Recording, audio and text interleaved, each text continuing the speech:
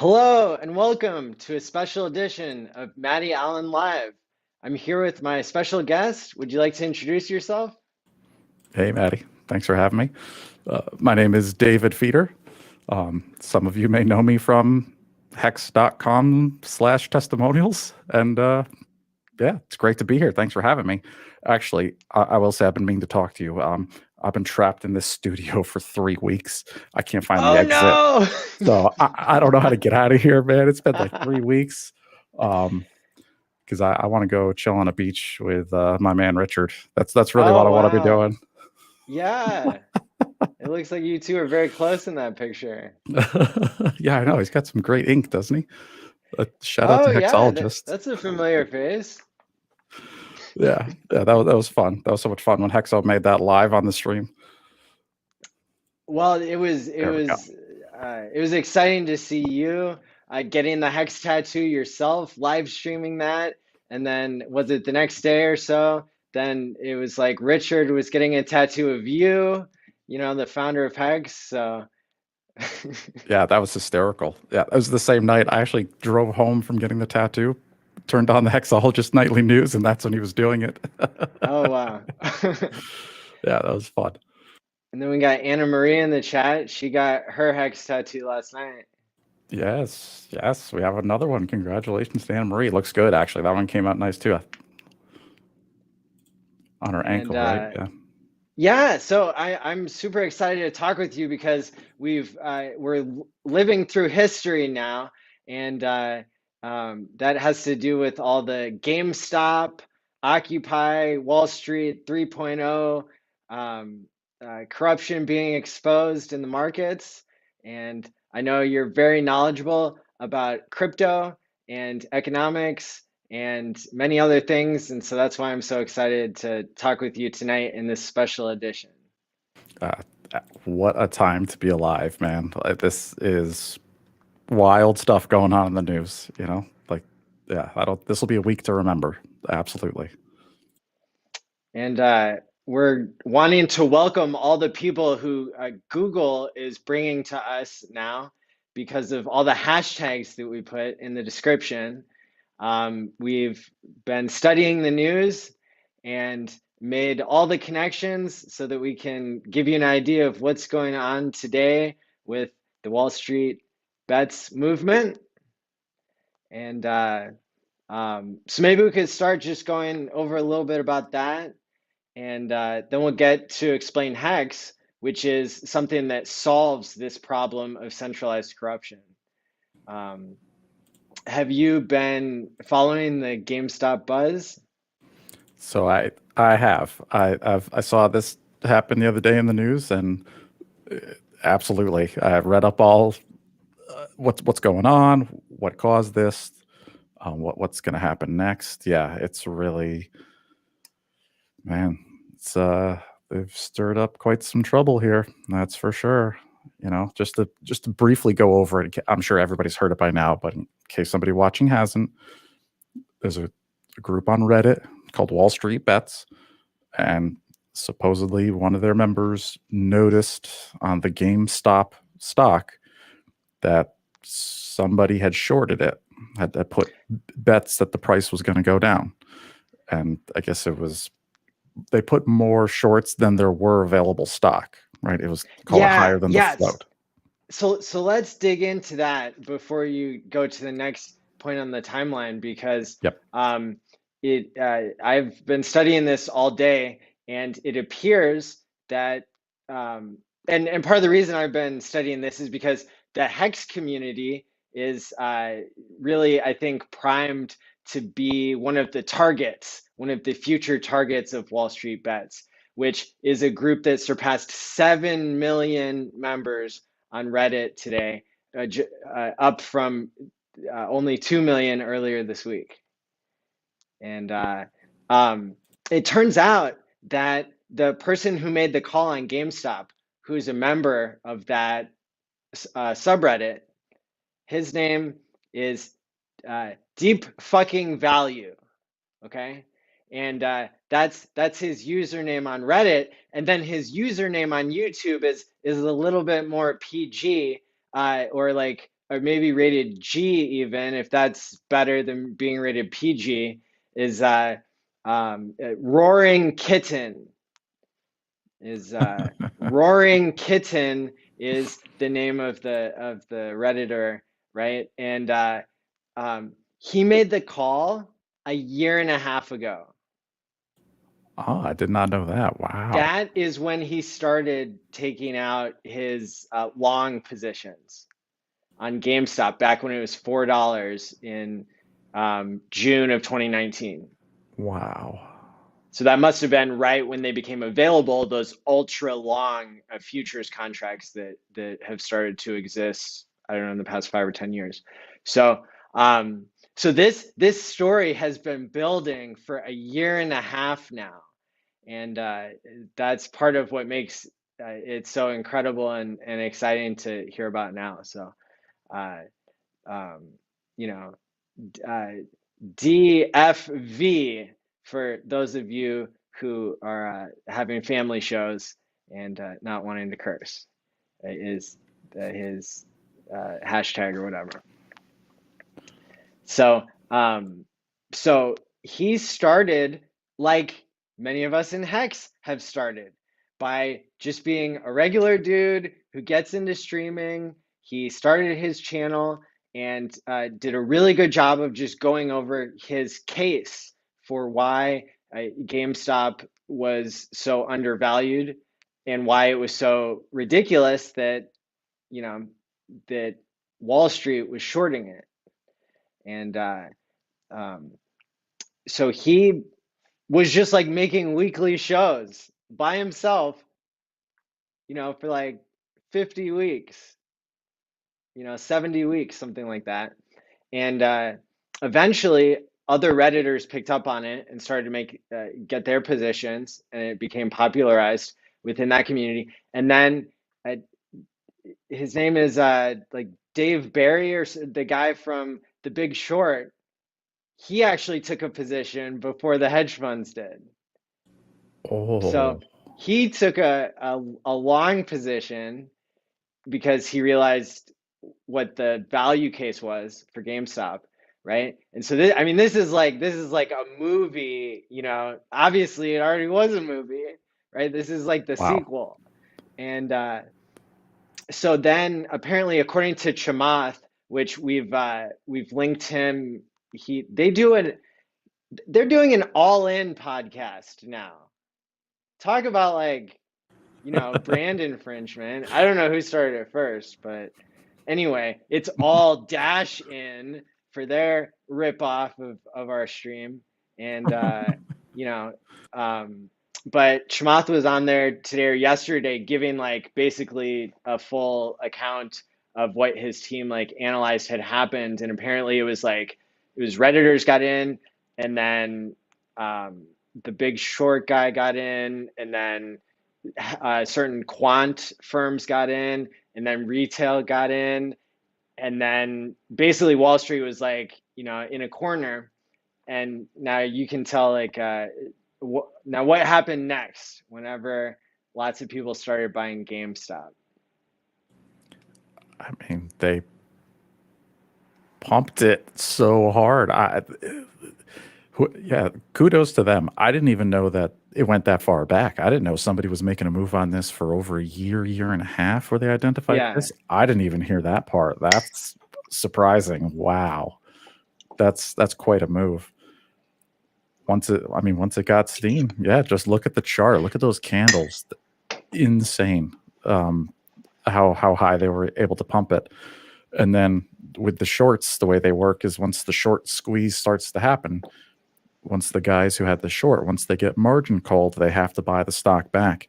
And then it just reinforces the pattern, and it's just a cyclical loop up. It can't be stopped at that point. Unbelievable to see. Well, it struck me today when I was doing my research that the part of the story that hasn't been really fully told yet is this part about how Robinhood, they created a situation where people can, where the everyday person can buy stocks, and makes it more appealing for millennials and everything, kind of gamifying it, like a watered down version of Steak Wrap or something for Hex, right? And Good so they've analogy. been really successful. But the way that they created this system of people being able to buy stocks, like me, I bought $3 of GameStop just to make a statement of like, You were there, right? And screw Wall that's just a Street. fraction. That's just a piece of one. You don't have to buy a It's whole like one. 0.008 or something. I bought it at the top. But I wanted to see, like I've never bought a stock, like for only $3 with no fee. So I kind of wanted to see how it worked. I bought plenty of stocks back when, the fees were $50 to trade a stock, like, 10 or 20 years ago. But um so yeah, and then I got to see Robinhood take away the buy button. They're like, oh, you could sell your $3 at GameStop, or like all the GameStop, all the Robinhood users. And then they were like, but you're not going to be able to buy it back because we're taking away the buy button, right? Hmm. So that is probably going to come out as criminal, especially because Robinhood gets money from Citadel, which is the company that bailed out Melvin Capital, which is the company that got squeezed for billions. And so that's not good. Yeah, and there's a senior member at Citadel, and you might know his name. It's Ben Bernanke, former head of the No Federal way. Reserve. No way.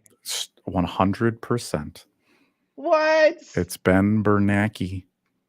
Dude. And that's why, like Janet Yellen, our current head of the Treasury, former head of the Fed, she won't come out on talk. They won't talk about this. Literally, that's who they were short squeezing. Oh, this goes deeper than people even realize, man. This goes all the way to the top. When you get on the Reddit for Wall Street bets, they're like showing exactly how the media is trying to twist the story to manipulate them, and it's not working because they're getting their news from each other and not from centralized agencies that can be bought. It's a total revolution. And the one thing that Chamath and company got wrong today on their amazing hour-and-a-half podcast is that they were kind of speaking of this like a black swan event. And but it's not an event, it's a movement, and it's going to keep happening, and it's going to end up in Hex. Mark my words, Highly likely. um Yeah. This it's Hex has the meme status. The name of it is a meme. It's got an attractive logo that people have even been willing to tattoo onto their bodies. some uh, people. I might know one or two of them. that's right. And beyond that, it has a deep effing value, right? Like nothing else. Because if you really want to stick it to the financial world, like exit the system, hex it, right? Instead of Brexit. I like that. And um, so, we'll Absolutely. get into all that, that Hex is a blockchain CD. In the description, I really like, I think the more we talk about Hex, the more we really understand like how to explain it in a simple way, because we've been studying it for a year and a half, right? Sounds familiar. That's how long that guy was studying GameStop. And Wow. um, Yeah. let's see. Hex went up 35,000% in 2020 and pays 40% APY because Bitcoin went up 400 million percent.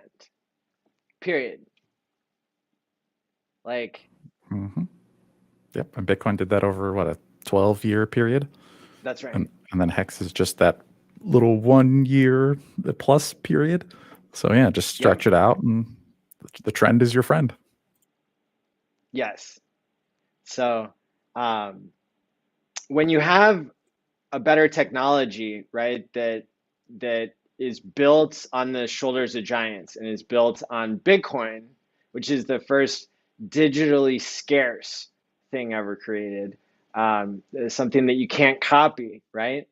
The thing that blows my mind about this whole Citadel scandal is that this is an example of hedge funds being caught basically double spending, right? Because they borrowed more shares of the company than existed Yep, those are in called order naked to shorts. bet. Yep, Yes. but they didn't own Um, the stock. That it was backed by nothing. They had more naked shorts than all the game stock in existence.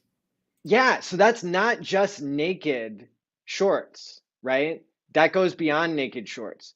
It goes into that's the synthetic market being treated as if it were the real market, right? Correct. And there's And so yes, that's what they didn't say on the podcast, but that's what I put together. And so when you take this synthetic market and you sell it off, or you start creating all these futures contracts, that include that part, that's really criminal. That's really corrupt. Like that's money printing illegal. at a level that's not, authorized by the people. It's a Oh yeah. breakdown of the financial system, and it's being exposed. They've got airplanes flying around the Saw Robin that. Hood headquarters in San Francisco. What do they say? Hysterical. Oh, what did it say? Like, suck my nuts, Robin Hood. And there's just a Yes. plane going around, flying over their headquarters. Hysterical. And I also wanted to say you're right about this. This exposes the plumbing of some of the stock markets and the financial system. And there's two other traditional markets that this kind of action has been going on for years intentionally, and it's gold and silver. The gold and silver markets have been fiatized and been controlled and been suppressed because of they're creating more shorts than there are physical ounces of silver. And it goes back to Max Kaiser almost 10 years ago with the buy silver bankrupt JP Morgan, where Yeah. they almost put JP Morgan out of business, where Max Kaiser and his following, they got silver go from $15 all the way up to $50.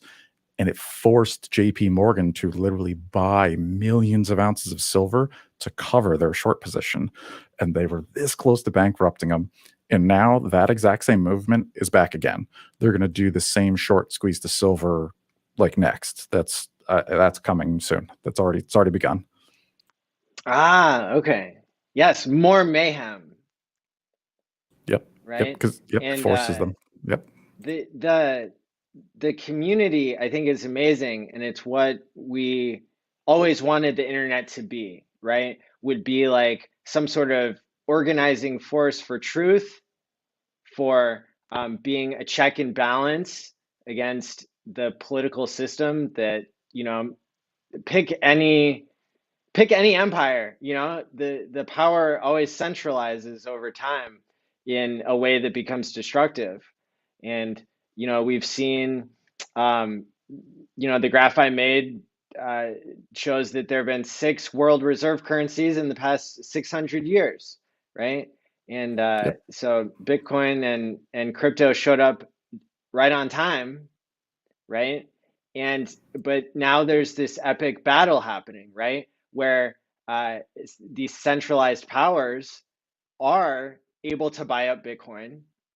They're able to fudge you out of your Bitcoin at 40K, and then they buy it up, right? When you sell it at 30K, and then they sell it back to you at a higher price and keep going until they have all the Bitcoin, right? And they put all the Bitcoin in centralized places, pretending like you're getting interest, and they're just paying you worthless fiat. Literally. They're not Yeah. paying you in HEX to Yeah.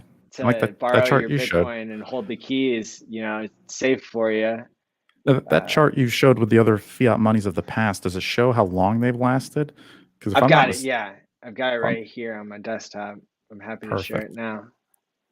If I'm not mistaken, they don't last longer than 50 years, and then they run into a problem. And I think the US dollar since the end of Bretton Woods in the 70s with Nixon, I think we're coming up on that 50-year mark if we haven't already hit it. There you go. Oh, 100 years. I'm sorry. It's about 100 years. I'm gonna take the banner out here. And this is data that was compiled by Federal Reserve of St. Louis or something. So I didn't pick the years, but it's like from an official source. Let me see if I can make that. Okay, here we go. Yeah, Yes. for like the U.S. one, it's true there. It's saying like 1920, but back then, well, it was around the time of the gold seizure. In those days, like in the 30s, where gold was illegal for United States citizens to even have gold. But back then, gold, that's because gold was backed by the dollar. Then in the 70s, with the end of Bretton Woods, that's when fiat U.S. dollars was born, and that was 50 years ago. I visited a museum a couple of years ago where they had an exhibit of gold coins throughout time, from back, you know, Like hundreds Roman. and even thousands of years ago. And the reason that they had that collection in part was because when the United States made it illegal to hold gold, rich people, they donated to the museums instead of, just, I guess, delivering it to their local banker, these super rare pieces. So you could see, and it was an amazing thing to see, you could see a correlation between how developed a civilization or society or a country was based on like how well their gold coin was made and how much it was clipped down, basically. That's how they used to tax people, is just clip the coin down and say it's still a whole gold coin. Yeah. And empires that taxed more and didn't put as much effort into their production of their coins, they failed more quickly. So Absolutely. Even the Romans were clipping coins 2,000 years ago. So, oh yeah, it happens. And so, yeah, I mean, this is it's important to go back and look at history when we're trying to understand what happens next, right? Exactly. Yep. And I'm a big fan of Mike Maloney. And he talks about the difference between the word currency and the word money, because a lot of people think that they're the same thing. I would argue that the definitions of currency and money are actually different. Like hard money, it was like gold, silver, Bitcoin, HEX. That's hard money. Whereas Uh-huh. currency, like fiat currency, is just something that's printed. It's just a derivative. It's supposed to express value, but it itself doesn't have any value. That's the problem. Those fiat currency systems, as that chart you just showed, they only last so long until the game is up. And what we're seeing today is the end of US dollar playing out its life and coming to an end. And in the next few years, we're going to see a new system. Yeah, fiat money is kind of like a promise coin, right? But you don't know what the monetary policy is that you're going to get in the future. And yet you're Correct. forced to put your economic energy into this as the basis of everything that you buy, all the business that you do. And everybody in the world is forced to use the dollar as the world reserve currency for foreign debts to be settled and foreign trade to be settled. And that doesn't sound like a very free world whenever 30% more money is printed in 1 year, the year 2020. And now that basically devalues the and steals the wealth of the entire world. It literally steals the money right out. Well, steals the value right out of the savers' bank accounts. Literally, and like you said, that they're forcing this. Yeah, the U.S. dollar is forced upon the world at gunpoint by the United States military and the petrodollar system. That's how it works. If you don't play along, then you get bombed. That's kind of how it's been for many, many years now, the military industrial complex. Well, that all relied on a system of being able to shut down the competition by having a physical location where you could go and stop things from happening. E-gold got shut down, Yeah, you name yeah, it. Um, Anytime there's a good competitor that comes along that's centralized, that doesn't work out. And unfortunately, Bitcoin has become more and more centralized, right? And correct. so that's why something like HEX, although you could say that it has some level of centralization, right? In the sense of who owns it, but um, Yeah, in the case of HEX, we have proof that it's being distributed fairly, right? And it's even correct. more than fairly, it's being distributed to people who are locking up longer, which is that's the economic behavior of saving that can't be enforced through really any other system that I'm aware of. Yeah, you said it. You said it. Yeah, and as far even as Hex compared to Bitcoin, if you look at the two side by side, if I'm not mistaken, there's actually a higher concentration of Bitcoin held within the top 1,000 wallets, even more so than Hex. All right, Hex even wallet per wallet side by side is more decentralized and fairly distributed than even Bitcoin is. And like you said Well, as well, yeah, the cool thing is that Hex has a system where you can see the future market supply, and so in the future, because the coins are locked, we can see that some things are predictable and some things have yet to be determined because it is a dynamic system. But right now, um, the largest account holders are not all locked because they're belonging to the origin address, which is dumping coins for free to the people who have staked their coins at a rate of 40% APY. And that's part of the inflation in the system is paid to the stakers, and the origin address is distributing coins that way now that the year launch phase has ended. exactly, and that's another reason why Hex is even more fair. The printing of it, or minting, as I prefer to use the term for Hex, is actually done, like you said, by the staker class, by the holders. There's no miners in Hex. There's just the stakers, and as a staker, you yourself are interacting with the smart contract. You yourself are minting your own interest and your own rewards. Nobody else can do it for you. This is totally different. This is way beyond even what Bitcoin is doing with mostly centralized miners, and they're just selling their Bitcoin to pay for their electric bills. In Hex, there's none of that problem at all. It's much more decentralized and distributed. Yeah, I know a banker who bought tons of Bitcoin when it was 1K, right? And like so, and who's holding it now? Yeah, bigger and bigger players, and in the end, it's not a good system to just be polluting the planet and to be paying to people who have to sell because they have electricity costs.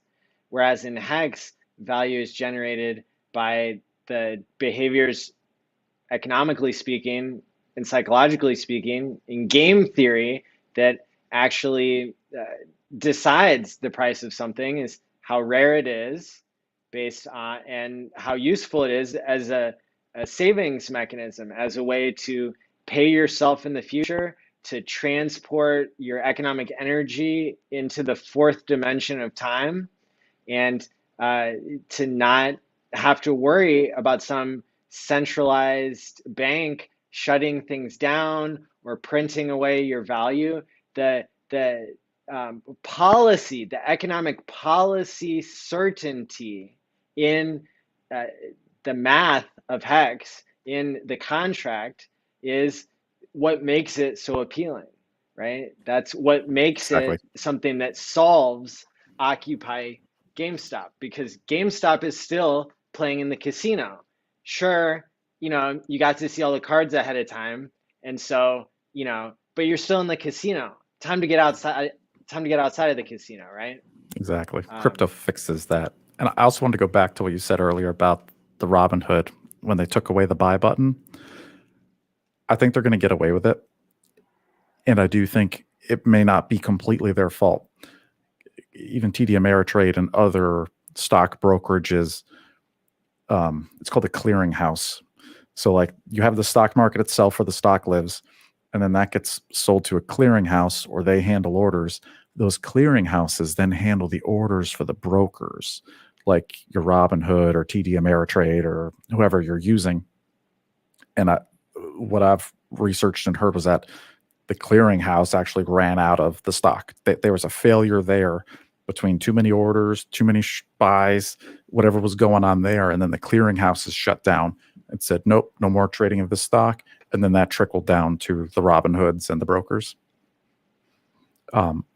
But it still highlights the same centralized issue, though. And you're absolutely right. Now all of that economic energy that's in GameStop and all these other stocks, and they're trying to fight the hedge funds and short them. Yeah, I'd like to see all that economic energy leave that system completely and go right into crypto, where it can actually be put to even better use. so, um, so they ran out of the stock? Well, because yeah, kind of like how they bought more shorts than were possible. That's just illegal. That's criminal. So the hedge funds are Yes, just blatantly criminal. But then yes. you have the people, you had Synthetic actual people creep. hitting buy on their app, and then it's like, yeah, they literally ran it to the point where the clearinghouse said stop. Like they can't keep track. I'm not sure exactly what the technical reason was why they would stop, but I heard the clearinghouse is closer to the market itself. They shut Did the you door. hear that from Reddit or from somewhere else?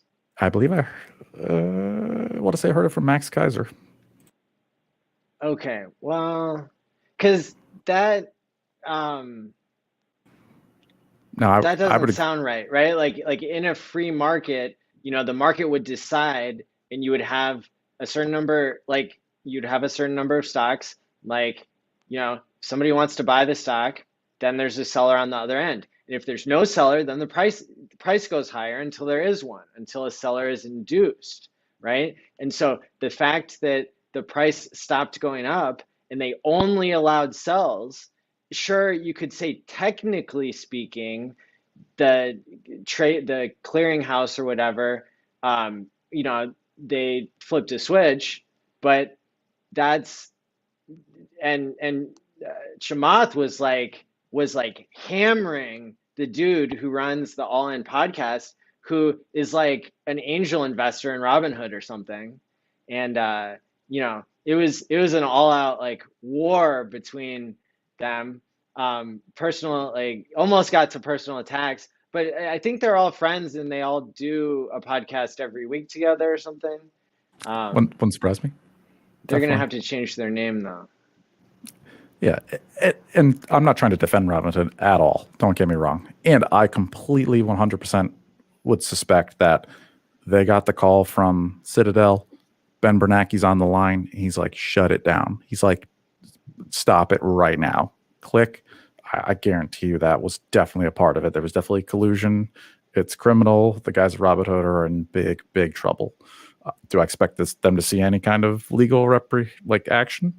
Probably not. Bankers don't go to jail. They never have, never will, until something really seriously changes. That's when bankers start showing up in the news in handcuffs. That's when the tide is really turned. Well, yeah, they may have some scapegoats or something. I mean, Or they you pay a know, fine. sure enough, they're gung ho to arrest John McAfee and Arthur Hayes and anybody who threatens their dominance as the banking cartel. Anybody running an exchange, but those are just people doing things the old way anyway. right? Chamath is he's got his own uh, competitor to Robinhood that he angel invests in, SoFi apparently, um, and so this would not have happened, right? Like, and Chamath was like basically saying that he does think that there's going to be a ton of class action lawsuits that go through because it's something that is measurable. Like you can measure, and you can't ever go back and like recreate the market conditions when only Robinhood and five other firms turned off the buy button and others left it open. I mean, it wasn't, and again, lack of preparedness or like anything. There's no excuse for taking $500 million a year from Citadel because you're showing what people's trades are going to be so that Melvin Capital can sell it to you at a higher price because they already know for sure that you're going to buy it, and they do a 1 second trade in front of you to jack up the price. I mean, it's You get it. See, that's the product that Robinhood really is. Why is it free? You can join for free. There's no fees on the trades. When it comes to something like that, you're the product, your yep. information.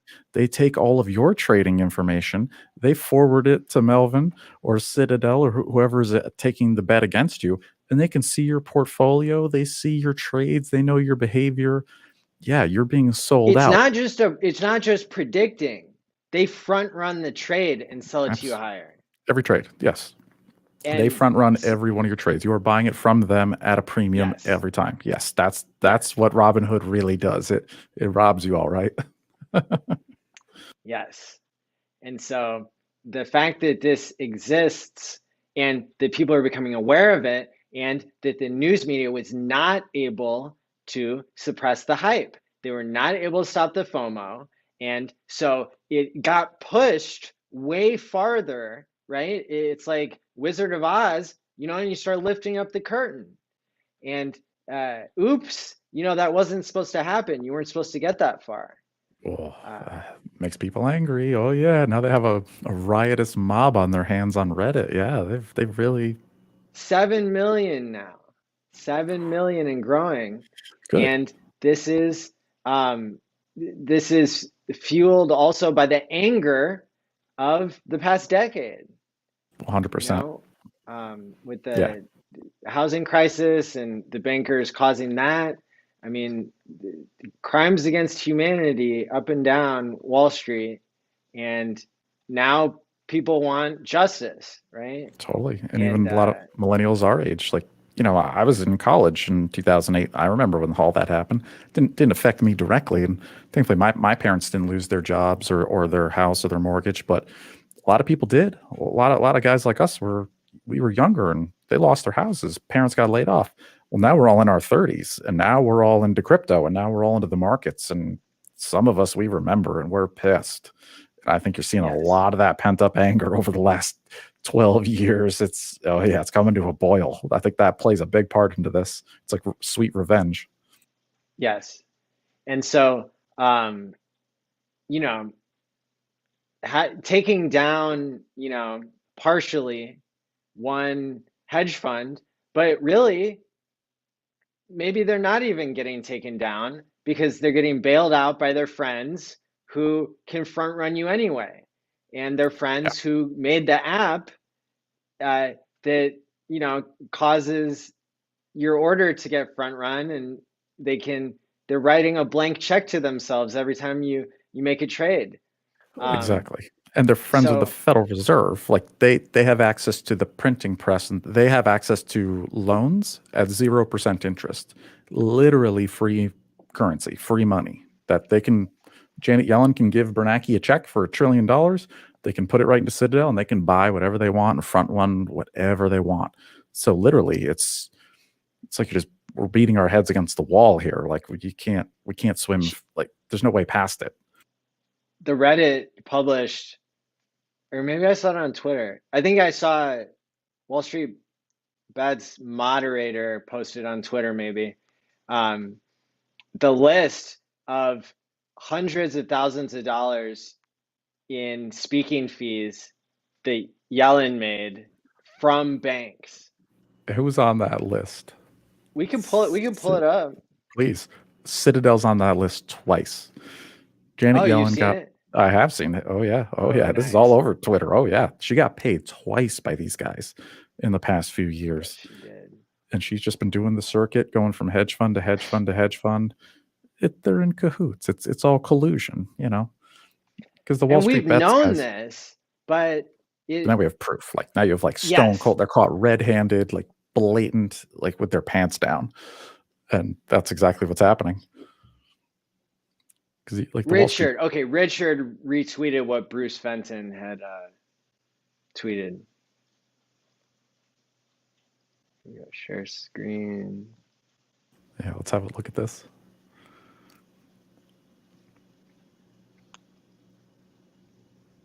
There it is. Oops, wrong window. Yeah, Bitfinesse, I got this same email. Yeah, what a joke.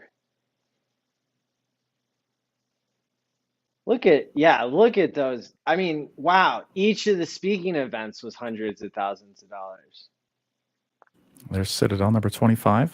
They cut her almost 300K. Yes. Nice one.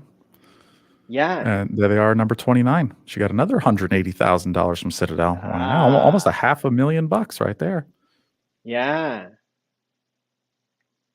I hope she included access to her OnlyFans account for that kind of money. Oh, Maddie. Abort the stream. I hope there's no children watching. That just gave me nightmares. Now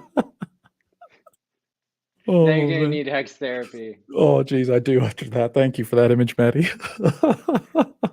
So there you go, Maddie. You just showed the proof. Caught red-handed. Janet Yellen, the head of the Treasury, has accepted money from these guys over the past few years. So I don't expect a peep out of her mouth in front of this and publish. If anything, I don't know. I'm expecting some kind of horrible legislation to come. I think this is going to get ugly. I think I don't know what to expect, but for me personally, I felt so bullish about crypto watching all this go down this week. I mean, I even bought more just because while I was watching the madness, I was just like, okay, I'm gonna, need more HEX right now, please, thank you. Yeah, because things are not looking good. So so I think I saw a great meme about how I think Staker app, and we can talk about this more a little bit later if you want. Like Staker app is going to replace Robinhood. That's the future I want to see. And I think that's coming because it fixes all the problems. It gets people off the centralized exchanges. It puts the keys in their own hands. They're gaining real APY, real annual percentage yield, real interest. And yeah, crypto and especially HEX fixes all these problems. The fact that this group of Redditors is creating truth and is exposing things, generating proof of community and proof of everything, and they don't mind a meme. They don't mind buying Dogecoin, right? And so HEX is going to be their wildest dreams come true because it's going to be something where nobody can shut it off, where they're going to put a little bit of take 0.001% of what you've been putting in GameStop and watch HEX go 100x and never come back down. Could game happen. changer. Absolutely. Game changer. Absolutely. Yeah. If these guys really have the economic mass to push meme coins like Doge as high as they did, yeah, once they get serious and they really figure out the crypto space, yeah, absolutely. I think it's bullish for everybody. Yeah. Occupy Wall Street lasted years. This isn't going to go away. This is anger that's been building since then. This Yep. is anger that's been building since Bitcoin was created, since before Bitcoin was created, right? And, yeah. And they're And causing real change. Bitcoin hasn't hit Main Street's wallets. Main Street has Well, not bought in to depends how you feel Bitcoin. about 2017. It depends on, was that the retail top, that Michael Okay, Saylor and those how guys many weren't people around are back there in then. Bitcoin? 2 million? I've heard like less than 1% of the human population has Bitcoin or even knows about crypto. I don't know how true that is, but I've heard it's not many. Um, But I feel like yeah, that's I not. mean I feel like that's people have heard of it though. that's like that's on chain, so we should know how many. I mean, people don't make as many Bitcoin wallets each as they do for Ethereum or something. And it could be software. A lot of wallets are more than one person. So that's why long term, I'm super bullish on just the space in general. Like we really have just begun. This is just the 1%. This is just the beginning, in my opinion. There's 64 million Bitcoin wallets. Okay, which have Bitcoin in them. Okay, that's a good number. Most of them don't have much in Um, them. I think even Richard posted this. there's likely much less than 64 million wallets in existence. I saw a One great chart Bitcoin on wallet Twitter. can hold many UTXOs. We know that. I saw a chart that broke down the staker app classes and versus the highest holding Bitcoin wallets, and it was quite interesting to see the comparison of like what's a super shark in Bitcoin versus Hex and the dolphins and the squids, and it was insane. It was actually insane. If you're like a squid in Hex and then you look at what a squid means in Bitcoin, it'll blow your mind how much how much it's actually worth if you can if it's going to be the same in the next 10 years. If flash forward 10 years from now, like yeah, it'll blow your mind. Yeah, and that's the thing about locking your coins in an immutable contract. Um, that's where most of the hex is gone. Uh, when Correct. we really look at the hex that's not part of the origin address genesis, Yep. right? Yeah, like Um, non-OA coins, is which which you I've know, heard estimates it's up to 80%, right? If the OA is 80%, mhm. and then you've got a remaining 20%. And then if you look at Hex.Vision, the percent staked is almost 10. So that Okay, means there's only 10% left. Half is yeah. staked, half is available. And then the number's slowly tipping towards staked. So every day there's less and less Hex available on the market. Absolutely.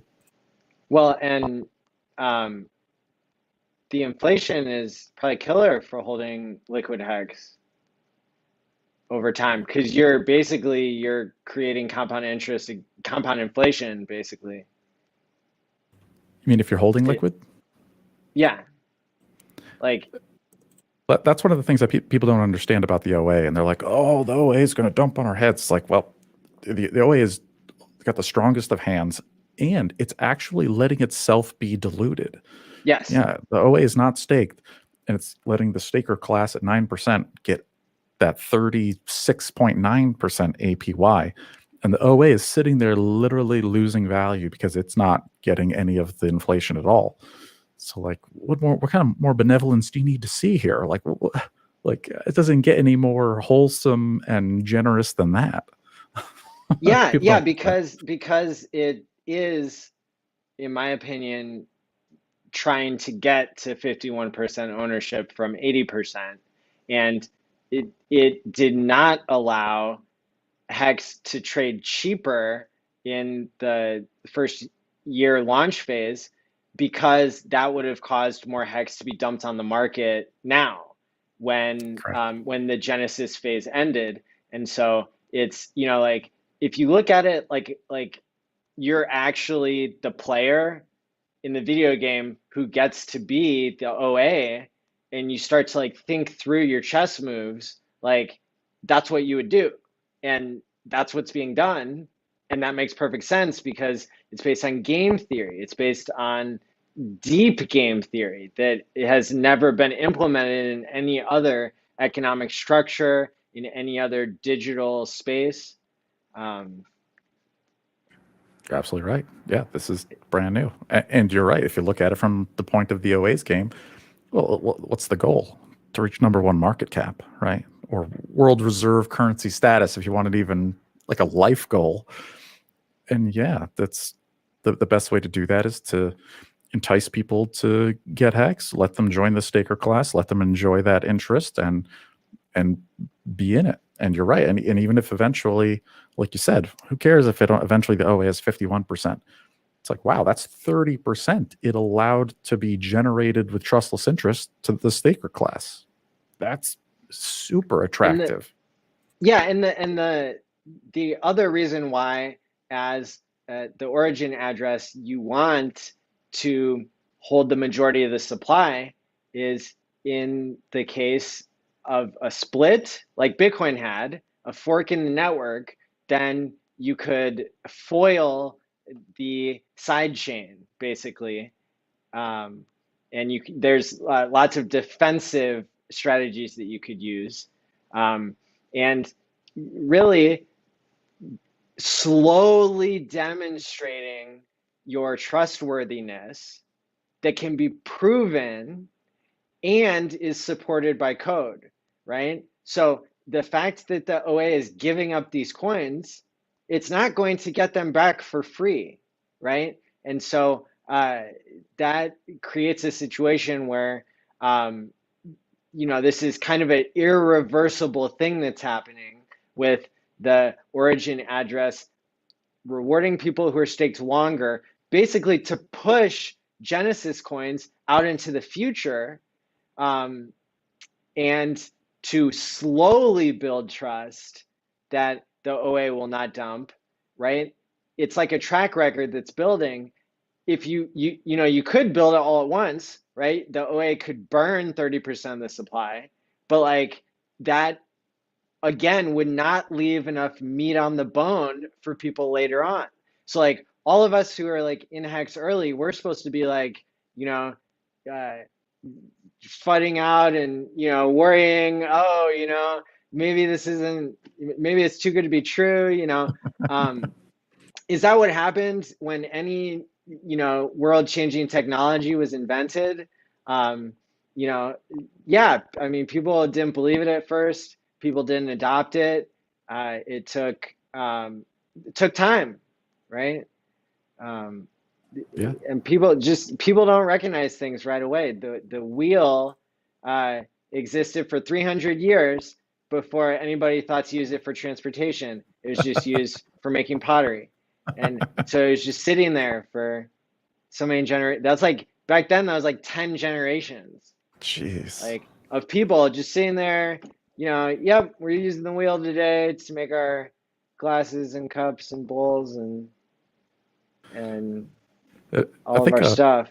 what you also said brings up the point of with HEX, there's real scarcity and there's virtual scarcity. Because you have the real scarcity where now that the inflation rate is so low, most of the HEX that's ever going to be minted, most of it's already been minted. And then the staker class is locked up at almost 10%. And then you've got the virtual scarcity, which goes down to the De Beers diamond analogy, where back, over the last 100 years, why were diamonds so valuable? Why was their price so high?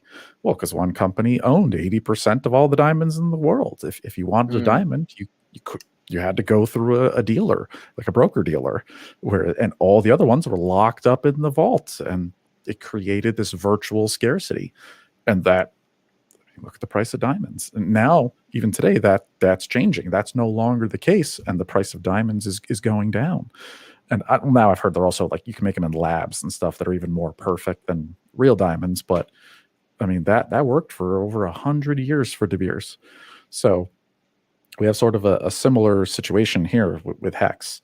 Um, and yeah, that just makes it even more valuable. They're even more rare than people realize.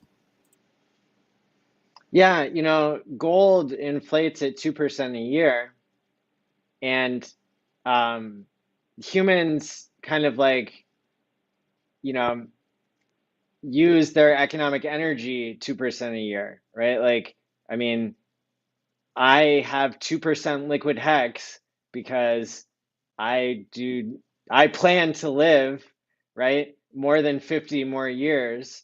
And so I'm, you know, accounting for that. Like, okay, I don't need the rest of my hex at this point. I just need, a year's worth should only be 2%. And but yeah, I mean, at some point, right, we're going to start to hit parts of this growth curve in the compound interest in the T-share system where, you know, maybe the price of HEX is much lower or much higher than it is now based on adoption, which I mean, I'm more bullish than ever now that the world is starting to see and understand how money and trading works. But I think that part of what we have to take into account is that we're we're getting paid to be longer than average stakers, and so even as we're accumulating tons of hex, even if the price does go down on hex, which I don't necessarily think it will, our economic value like of our accounts will continue to uh, go up, right? Yeah, exactly. Even if the value of HEX in US dollars goes lower, you're like you said, you're okay because you're gaining interest. You're still gaining APY. I'm still getting 40% plus, especially for someone like me who's 555 club, plays staker on YouTube and you know or Twitch and show it off like I'm trying to gamify it too. Yeah, you're absolutely right. And what I think is going to happen too is just a prediction, and this is just off the cuff. This is my own opinion. I think over time, the U.S. dollar value of HEX is going to increase, and you're going to, yeah, it's going to go to a penny, and then 2 pennies, 3, 5, 10, and beyond, wherever we go. And I think because of that, people are going to see the gains, and they're going to see the staking.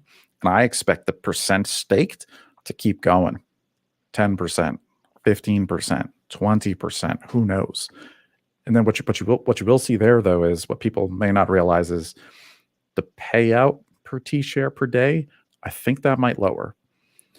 So, but Yeah, that's okay because we're getting more USD value. But I think in the future you may be getting more.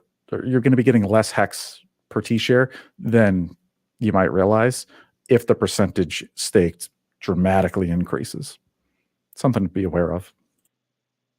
But it's still bullish because the price the price in USD is still going up. So sure, you're not getting as much hex per T share, but your hex may be worth 10 times more each. So you're still net positive.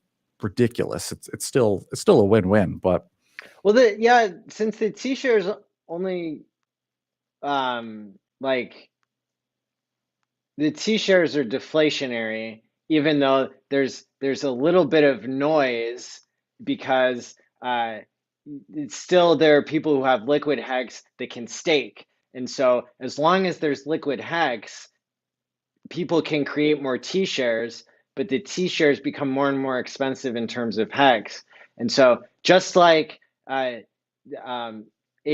and Crypto Sparbach showed in their Hex conference presentation, the keynote on the first night, yes, um, they actually, when they were showing me their data that they were modeling and discovering how, in fact, how insanely valuable T-shares are, I remember that and chart. Yep. how they actually predicted accurately that the number of total T-shares in the system would keep going up just a little bit Correct. until it peaks, and then it Then it will, drops off. drop forever. And Bingo. it can still have a little bit of noise going up and down a little bit inside of that. Hmm. But the overall programming of the smart contract of Hex just makes it deflationary in nature. Completely agree. Exactly. And I just want to highlight that over the next maybe call it 3 years, I do expect that this you're going to see the stake percentage go up. And then just like Abit and Hexline described, it's going to top off. And then once there's not enough liquid hex on the market to keep getting those more and more T shares as that price per T share keeps going up, we're going to hit a peak of percent staked, just like you said. And then the percent staked is going to start dropping again. And that's when those 15-year T shares that you made way back in the day, that's when they're really going to pay, like, for themselves. That's when they're really going to become valuable, because like you said, there's not going to be enough hex available to keep ratcheting up the amount of T shares. So, but I think in the short term, over the next year or two, the percent staked will increase, but then there's going to be a decline over time. And the length uh, of staking will continue probably to increase because that's another aspect of leaving enough meat on the bone for people who come in later. I hope Part of so. the problem that you run into if you are trying to launch a new coin, I have been involved, in like just being a spectator in coins that are trying to launch and following the story of them, right? I followed the story of Hex being launched, but I remember other coins before that, that this was the big challenge is how do you distribute the coins fairly? And Bitcoin, that's the one of the biggest advantages it had was that nobody believed it could be worth so much. But now that that's existed, there's since been 10,000 coins to come along, and you know, if it is a good idea, usually the people are still incentivized to exit scam who created it, um, or they don't hit that perfect type of fair distribution. And Hex does this in a way that I don't think we talk about enough, that it distributes based on how long you lock, not based on how early you are. Or, Yeah, and you so, can get way more gains by going longer. Yeah, you can, yes. because even after the big payday, we only saw the T share price increase by 60%. Well, if you go for a 5555, you can triple your effective hex, like, purchasing power. So yeah, you can just power on through the price per T share at 16K today or whatever it is. Yeah, you can get way more on that by going longer. I also wanted to mention for this too, now that we live in such an age of regulatory uncertainty, um, and we don't know what's going to happen. Central bank digital currencies are coming out soon. One of the reasons that I love doing 5555s now is I'm literally sending my hex into the future and I'm escaping all of this uncertainty, all these Mm, regulations and laws that haven't even been written yet. Like, I'm taking my crypto and I'm burning it and I'm sending it to the future, and I don't even want to deal with the now or today. Like, bye bye, see you in a decade and a half, and then I'm hoping it's a much more friendly environment for my hex to be reminted. So that's just another benefit I see of locking it up, because when you look at a wallet, even if the IRS or the tax man comes up to me like, all right, Dave, show me your Ethereum wallet right there. All right, here it is, guys, empty. It's like, what? You show all this hex on like Twitch. What are you talking about? It's like, no, that hex doesn't exist. I burnt it. It's gone. But my wallet is bye literally bye. empty. It's literally empty. My hex does not exist. There's nothing here to tax me on. And then 10 years, 15 years from now, then I'll mint it and then it'll be born again. So I like the deferral of Absolutely. regulatory uncertainty. Yes. Yes. The regulators can't screw this up for you in the meantime because it doesn't exist, and you can't screw it up for yourself because you've locked it and now it's locked. And that's the difference between things that are digital and decentralized, trustless and audited, like Hex, that were designed to do this, versus things that are do not meet those criteria, right? Hmm. Centralized things where, I mean, I've never told this on stream, but I might as well start bearing my soul to you, David, is, Uh, I had a retirement account once upon a time, that had a lot more money in it than it does now. And you know, I hit a rough patch in my life, and I dipped into my long-term savings, and that cost me not only all the compound interest and the principal, but it also cost me a huge, tax penalty. And so that wouldn't have happened if it came down to HEX the way that it did, because I had put a bunch of money into something that was supposed to be locked up until I was an old man For your or future. whatever, a Yeah. robot, whatever. And then I was able to undo it, even though there are, protections in place or penalties in place.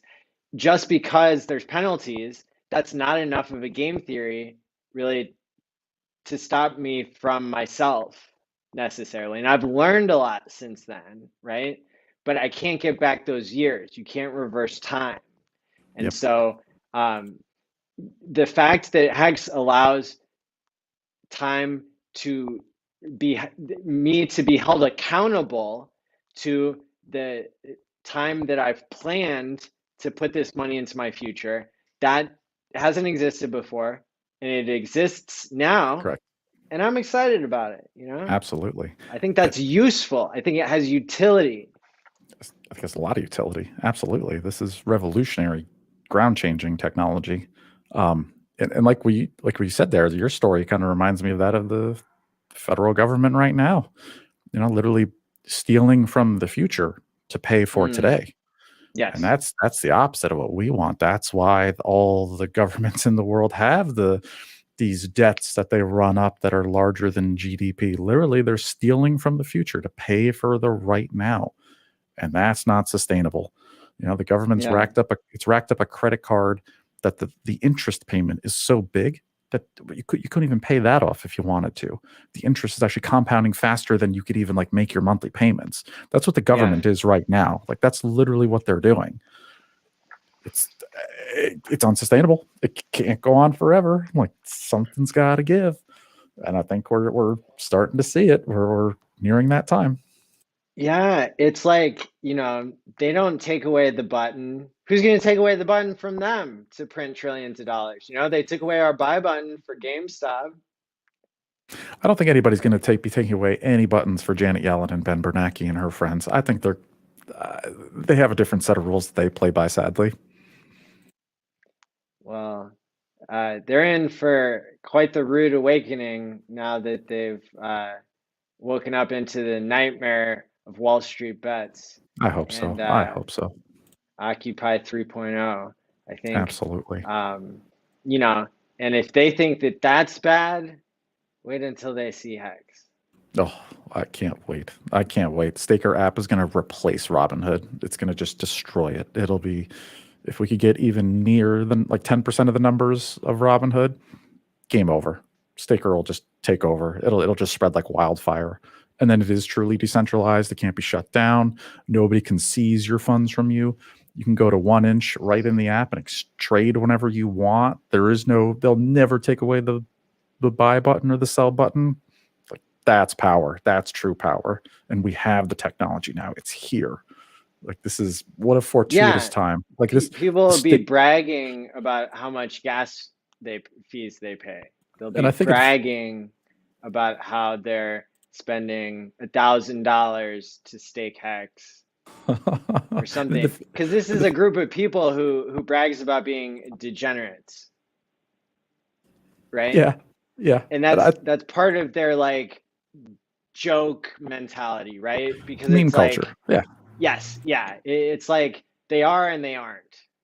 Yeah, Is that they're not right? at all. They're some of the sharpest people you'll probably ever meet. But it's the meme culture. Now it's a meme market.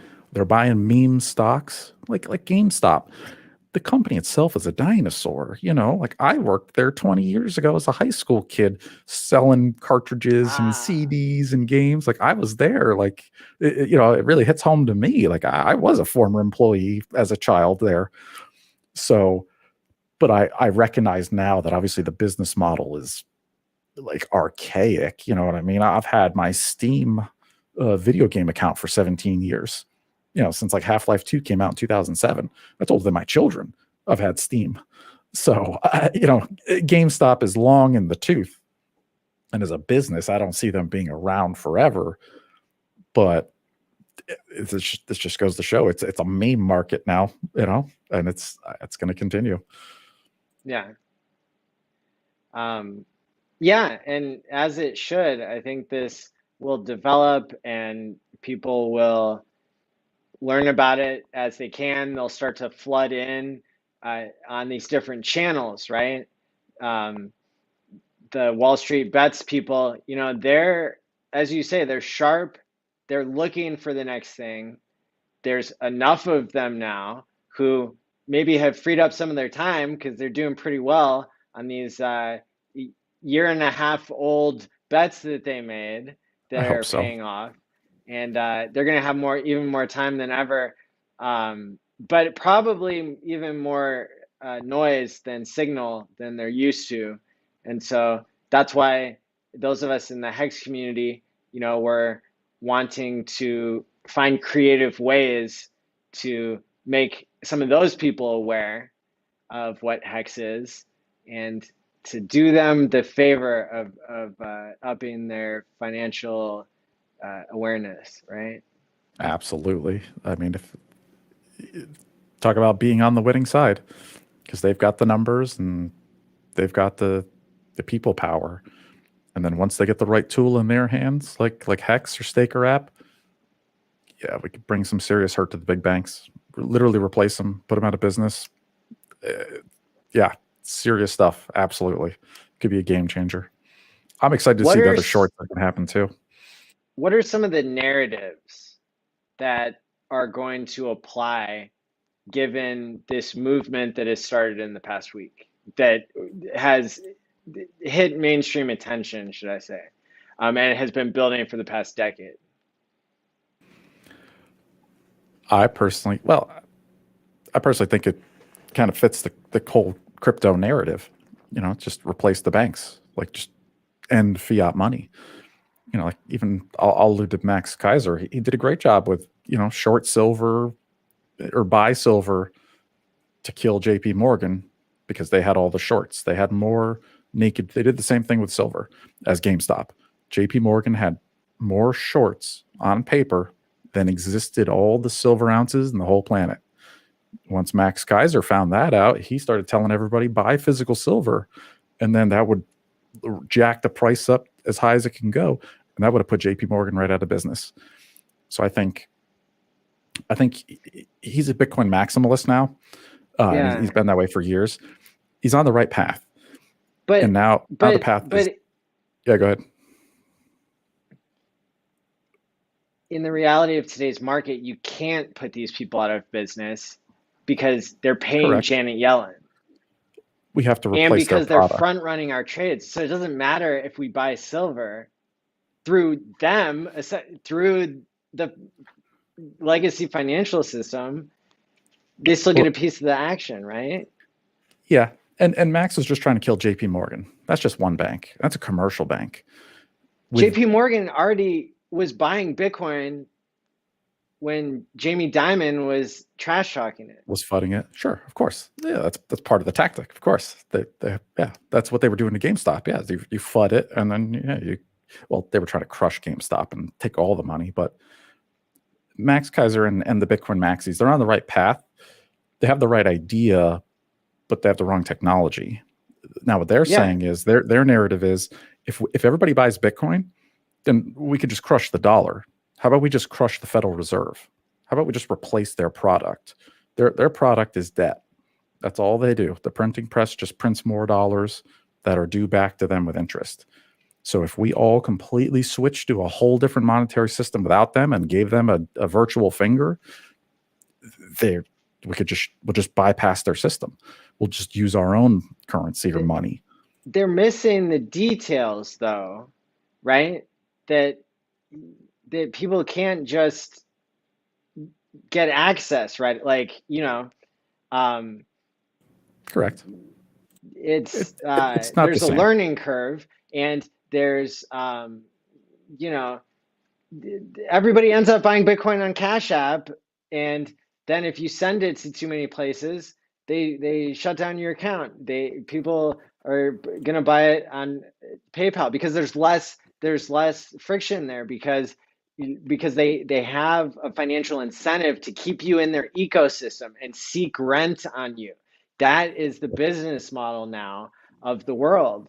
And so it's like it's like security theater in a different way, or like political theater where it's like, oh yeah, we're gonna save you by getting you into silver. That's a physical thing. Like if Max Kaiser, like why would, if he knows about Bitcoin, why would he be saying anything about silver? Because he wants to rag JP Morgan, who's gonna be able to front run it anyway? Well, yeah, the silver was before Bitcoin, and, Oh, and oh, okay. All right, I see what yeah, you're saying. yeah, Yeah, yeah, like yeah. he tried to do that first, and then Okay, came my Bitcoin, and Max was smart enough to realize, whoa, this Bitcoin, this is a game changer, and he was talking about it on television for 11 years. bad. Now the piece that he doesn't get, and Richard Hart got this, and you said it too. Now people are chasing yield. If you want to get yield on your Bitcoin, it doesn't produce more Bitcoin. There's no yield. It just sits there. So if you want to get yield, you have to go give your keys and your Take crypto to risk. somebody else. Yep. And you have to have risk with a middleman or a central party. And they take your Bitcoin and they trade it a million times and they get interest and then you hope they pay you back. So what Richard Hart did with the free claim of HEX for Bitcoin holders is he got Bitcoin holders, and me included. I took my Bitcoin off of Coinbase over a year ago. I bought a Ledger. Yeah, I bought a Ledger stick. I got the Electrum wallet. I downloaded it, and I got my Bitcoin off of the exchanges because of Richard, because I wanted that HEX airdrop back in that in the beginning, and that's exactly what I did. So yeah. So what Max Kaiser and the Bitcoin maxis, what they don't get now is like we've already moved ahead in technology. Like Bitcoin's old. It's old technology. It's not going to do what it was promised. We're already beyond that now. We already have a product that's better. We have our own keys. We have an app which has everything built in now, which is amazing. And we get yield. We get real trustless yield based on the smart contract. So that's it. Like, yeah, There, that's the game. there's a tendency in Bitcoin in the digital world to accidentally rebuild the old system that you had, right? And we see this through the influencers, particularly, right? Because we have records of what they're saying, right? We have records, just like Janet Yellen. We can see who they're getting their money from. We can see what happens to their customers and their followers whenever they're extracting that that money. They're sending people to leverage trade and getting a kickback on that, right? And that is, it's creating actual degeneracy, right? Like it's creating actual harm to their users. And but then that funds them enough to be able to keep getting more users, right? Anthony Pompliano, like he, you know, finances his entire operations based on being a partner in whatever scam things he's doing, BlockFi, where he's borrowing your Bitcoin from you and paying you a little bit of fiat every Yeah. month, and Yeah. then taking your Bitcoin and using it to trade against you. Like, Yep. Or uh, cloud mining contracts or yeah, whatever other um, horrible it's products they're selling. Yeah. it's Sending people to the meat grinder. That's what they're doing. it's the things, the projects and the products that extract the most, that have the highest profit margin, that are able to finance these influencers. And yet in HEX, we're finding something different where, the equipment that I've been getting, it's like it's like me showing my thanks to the community, basically, because like I know better than to like put money into something that's not going to go up 10,000x in value. Like, Yeah. this Yep. this monitor that I'm staring at and the camera, that's gonna be worth like $1 million, when Hex goes up another 352x, and I'm not going to be worried about that because I'm financing my content creation by paying my bills by continuing to work my job, and the mad gains in Hex that are just, I mean, it's just spilling over with abundance. It's, Uniswap giving out free money for That trying was.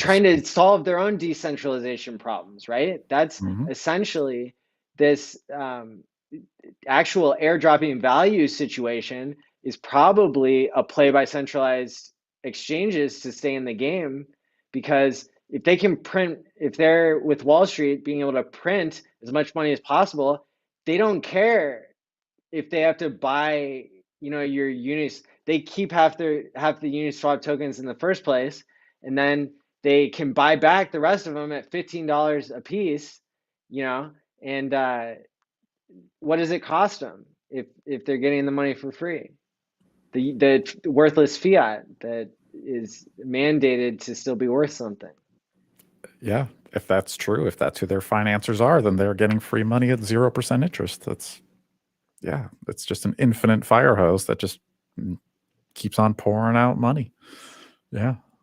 But their days are numbered though. I don't see this going on forever. Well, because you can copy and paste Uniswap.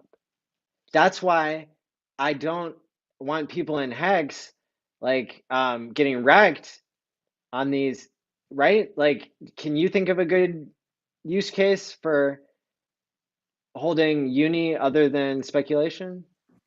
Oh no. Holding Degenerate holding the uni token speculation? itself? Yeah. Oh yeah, no, no, no. It has no value. Oh no, no, no, no. Uniswap I'll be clear on that. But Uniswap tokens have no freaking value, at least to pe me. people in Hex have seen it 6x in the past month or two, I've but seen people crying about that. They're like, "Oh man, I wish I held my uni tokens and didn't sell it for no. Hex." It's like, are you crazy? Like Hex also went up since then. And if you staked it and you bought T shares with it, now you've been gaining Hex every day ever since. Like Yeah, there's you no don't know way how that. much that Hex is going to be worth when you can actually unlock it. Oh yeah. And even if you were to take, because even myself, I was a little slow to the uni drop. I didn't see Richard's video for like 2 or 3 weeks after. So by the time I found my uni, it was only worth like $3. It was still thousands of dollars. I got a free hex. Like it was, I had thousands of tokens. It was like free money. I was like, what? I logged in. I was like, oh my gosh. I dumped it all instantly. So I would be very curious to see that. Maybe I'll do that after this. I want to see the chart on that day when the Uniswap, even when it came out, call it $8 each. What was the hex price on that day It when didn't those come out people at sold? 8. It came out at like 2, and then it ran up Oh, to $3, and then as far as I was paying attention, the first like 48 hours, and then it ended up falling down. It was going down to $1 and $2, and then it didn't oh, start blasting off here until recently. oh. So it wasn't even that good. Okay, I don't know why I was under the assumption it was like $8 the day it came out. If you dumped it like as quick as you could, you Mm, got like $8. maybe if you were like in the The f- first few minutes, but okay, because that's another part of the problem of creating a new coin is, even if you're doing it in a surprise way, to make it more fair, even if you're the first person doing the surprise like Uniswap, I mean, nobody ever decentralized something so valuable an exchange that was that popular before. Hex is kind of like a airdrop situation, but it's much more balanced. Like, you know, people could there was a lockup period, as you know, and yep, there was for the Bitcoin fake thing. only 10,000 per Bitcoin of Hex at first, and so it's a much more genius way to roll it out. But yeah, I believe Uniswap was worth 1,200 and then up to like 2,500 with having 400 tokens. Wow. So it's even less than I imagined. So I bet if you look at what was the price of Hex that day and how much gains has it made since then, and Oh then yeah, factor in your T shares, you're I've been way ahead with tracking. Hex. Well, I've been tracking that with Lily's account, because that's what we did with her account. I gifted her $20 worth of ETH, and she followed the half-page instructions I gave to her and some of my other friends to use Uniswap and learn how Hex works. And then my friends who followed the instructions got, 1,200 to $2,400. And so with hers, we immediately swapped it all for Hex and staked it for I think 10 years. And Perfect. her account is sitting, somewhere between Sitting 7 pretty and 10K right now. and gaining interest every day with probably hundreds of T shares. Yeah. See, that's Oh yeah. that is worth way more than any Uniswap tokens, man. And Yeah. I even have a similar story, just real quick. This reminds me of Zcash, where Oh. I was there the day Zcash, which was just a fork of Bitcoin with ZK snarks rolled in. Was it 2016? I think 2015 maybe. I watched them create the Genesis block on YouTube, and then like the next day you could start mining. The most valuable Zcash that I ever sold was the day after it came out. I had Mm, my video card ripping as fast as I could. I was in what was it, like supernova pool, and I'm getting some Zcash, getting some Zcash. I took that stuff as soon as I could and I dumped it. And if you go back mm, and look at the charts, it only went down since then. That was the perfect move, was to mine mm. it and dump it as fast as you could. Otherwise, if you bought or hold Zcash, you lost money. So it's happened before and it'll happen again. And in this kind of a market situation where institutions are going to have to do some kind of play, they're going to be incentivized to pump things that don't deserve to be pumped. And as just like we have in common, us hexagons with the people in Wall Street Bets, is we are smarter than the average bear. And so we can help educate our community and say, yeah, like I felt the pull to like, to be like looking and thinking, oh, why am I not buying into a little bit into Uniswap or 1inch or something? Because I have that history with the coin because I've been positively rewarded by it in the past. The That good creates product. an emotional bias in my mind, right? And Yeah. but the reason is because you and I could probably spend a day and figure out how to copy and paste that thing, and you know, now we've really made very little use case for the original thing, other Yeah. than kind of And the history of its users. But people in Hex already switched from Uniswap to 1inch. So what does that tell you? pretty much. And in defense of Uniswap, fantastic product.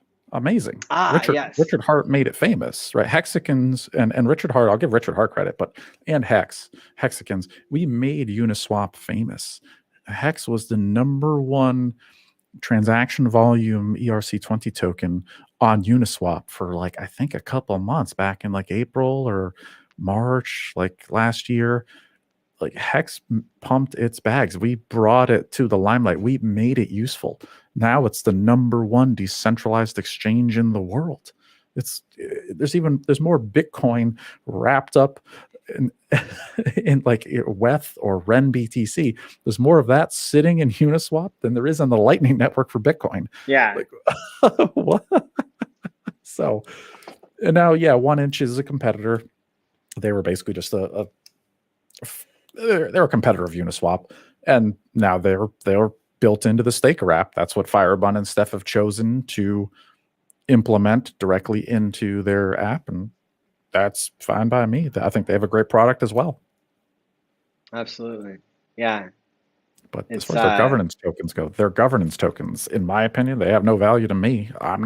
I'm not voting on anything. I don't care what happens to the Uniswap protocol or what upgrade. I'm not, yeah. I'll yeah, pass I on all that. mean, uh, as far as I'm concerned, we govern it because we use it, and if we want to use something else, then that's our governance right there. And the We don't devs should need govern it. Like, why do they? tokens to Yeah, it's like to I don't know anything about this. software development. Do you? Like, do you know how to build a code or a decentralized exchange? No. Then why would you want to be telling these guys what to do? That's like telling Firebun like how to code Staker app. We have no business doing that. We're just users, right? We just use the product. We just enjoy it. We can give feedback as users. And, I like this, I don't like that. This has a glitch. This, you can give feedback, but for us to like vote and then for them to have to go do it, that is so bizarre. I tell them whenever there's a typo on something. In the Telegram, are you in that? I've actually found some bugs too, but I'm on a weird Android thing. Tomorrow night I'll show it off after Hexologist. I'm excited. We're gonna play some more Staker app tomorrow. I want to commend you for doing that, for educating others about Staker app. That's going to be, as we know, being the main on-ramp moving forward, and it's going to synchronize all the content creators by allowing us to have an income stream that is not based on selling people out to the highest bidder, but in fact, Exactly. incentivizing us to educate people, to take our time making quality referrals, and bringing people in a way that's good for them. Real crypto. We're bringing real crypto to the people. Yes, we It's ask. we don't have to worry about, you know, how are we going to send people to the virtual casino, Yeah, send them and to the leverage. slaughterhouse. None of We that. get to None of send them that. to paradise. We get to send them Exactly. to the Staker app. And Yes. you in particular have come up with the most clever domain name I've seen. And I really like looking at domain names. It's like a guilty pleasure that I have. They're And fun, right? so I buy things here and there just because it's fun to me. Um, I don't delude myself into thinking that domain names have great resellable value Uh, necessarily. don't sell Um, yourself short. That's how Michael Saylor from MicroStrategy, that's how he got rich. True. Yeah, voice.com is the highest Alarm. selling domain name at some ridiculous $30 million or something. Yeah, exactly. Uh, Yeah. um, Alarm.com. What he also did too is he got the .com of alarm, and then he got an alarm company, mashed them yeah, together, and he sold that for hundreds of millions of dollars, bundled them together. So, oh yeah, domains are like digital real estate. Oh yeah, it is like there is an aspect of digital scarcity to domain names. definitely. It's still centralized in a way, but it's ENS fixes that. The Ethereum name system, ENS, where you can buy a .eth address, that fixes that problem right there. so I yeah, I bought a three-letter one the other day. I'm not sure I can say what it is, but There you I go. want to use that system to stick it to the man, and Please so do. I'll That I'll uh, I'll share. I'll gather my thoughts and I'll share in a future stream, because I want to share the wealth of knowledge as other people have been so kind to do, and I want to invite others because there's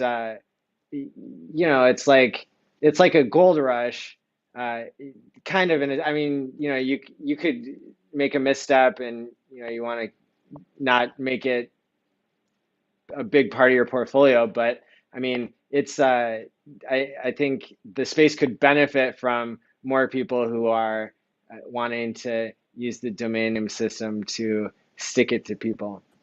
Absolutely. And I want to give a quick shout out to Crypto Coffee for putting together a quick little how to buy a domain name tutorial like 2 days ago from namecheap.com. Yeah, I got a domain for $7 that I think Your is domain is beautiful. I love it. Go ahead and really shill it. uh, I love your domain. It's okay. genius.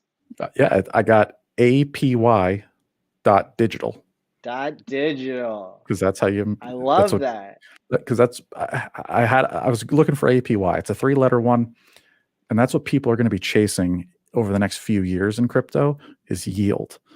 And Hex is really the only crypto that I know of that gives you true trustless blockchain yield. So That's right. APY dot digital, start gaining that yield. That's right. And then I want to give a shout out Um, to Mr. Lokamot on Twitter. He gave me the idea for those QR codes that now you're seeing absolutely everywhere. Me and I heard him were, about that from you. yeah, yeah yep. I was having a private conversation with somebody on Twitter, and they're like, "Hey, look at this QR code I made for my Staker app referral." Like it blew me out of my chair. I was like, "Whoa!" I was like, "Dude, like, how did you do this?" And he showed me how he did it, and then I made mine, and I immediately put it on Twitter. And then, of course, the Mexican army comes running up, like, "Hey guys, like, how did you do this, Dave?" And I wanted to share. You know, I love sharing knowledge, and I think in Hex, that's one of the things that you can compliment all the hexagons on is there's no withholding of information. Everybody shares, everybody gives good ideas. So I was happy to share what I had just learned. And now you see them everywhere. These beautiful I love it. Staker app QR codes. Me too. It came out Thank great. you. Thank you for that. And who was it that told you about that? Yeah, that's going to be Mr. Lokamot on Okay. Twitter. So you can go give him a follow. That was his idea. Yeah, let me pull him up right now and we'll share his Twitter name here and so other people can follow him if that's Yeah, good for him. he's a It's, Hexican. He's a Hexican, and yeah. Now we have these sweet QR codes for everybody. yeah, do you want to show yours here? Sure, if you want. Yeah, sure. Yeah, I could pop it Yeah. up. We could do a little shill time. I'll just do it right here in OBS.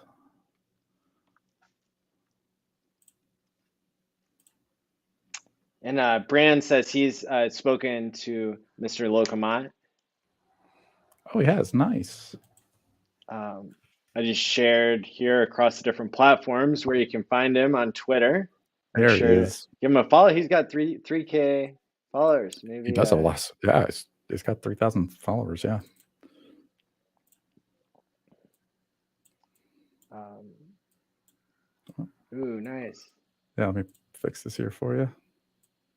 You're just a talking QR code now. Yeah. There we go. Right there. Beautiful. So, Yes. yeah, Beautiful. super popular now. I'm sure everybody's seen them all over Twitter. And you can take your referral link right out of Staker app, go to QR code -monkey.com, and you can make your own. There you go. I like yours actually. Yours is really Thank you. cool looking, especially with like the shadow where it looks like it dips in, where it looks like it's like 3-dimensional. That's really cool. Thank you. My yeah, I love your domain name and that's so cool. I almost want to shill it more than mine, just because I like it the name of it so much. APY.digital. That's a There we beautiful go. thing.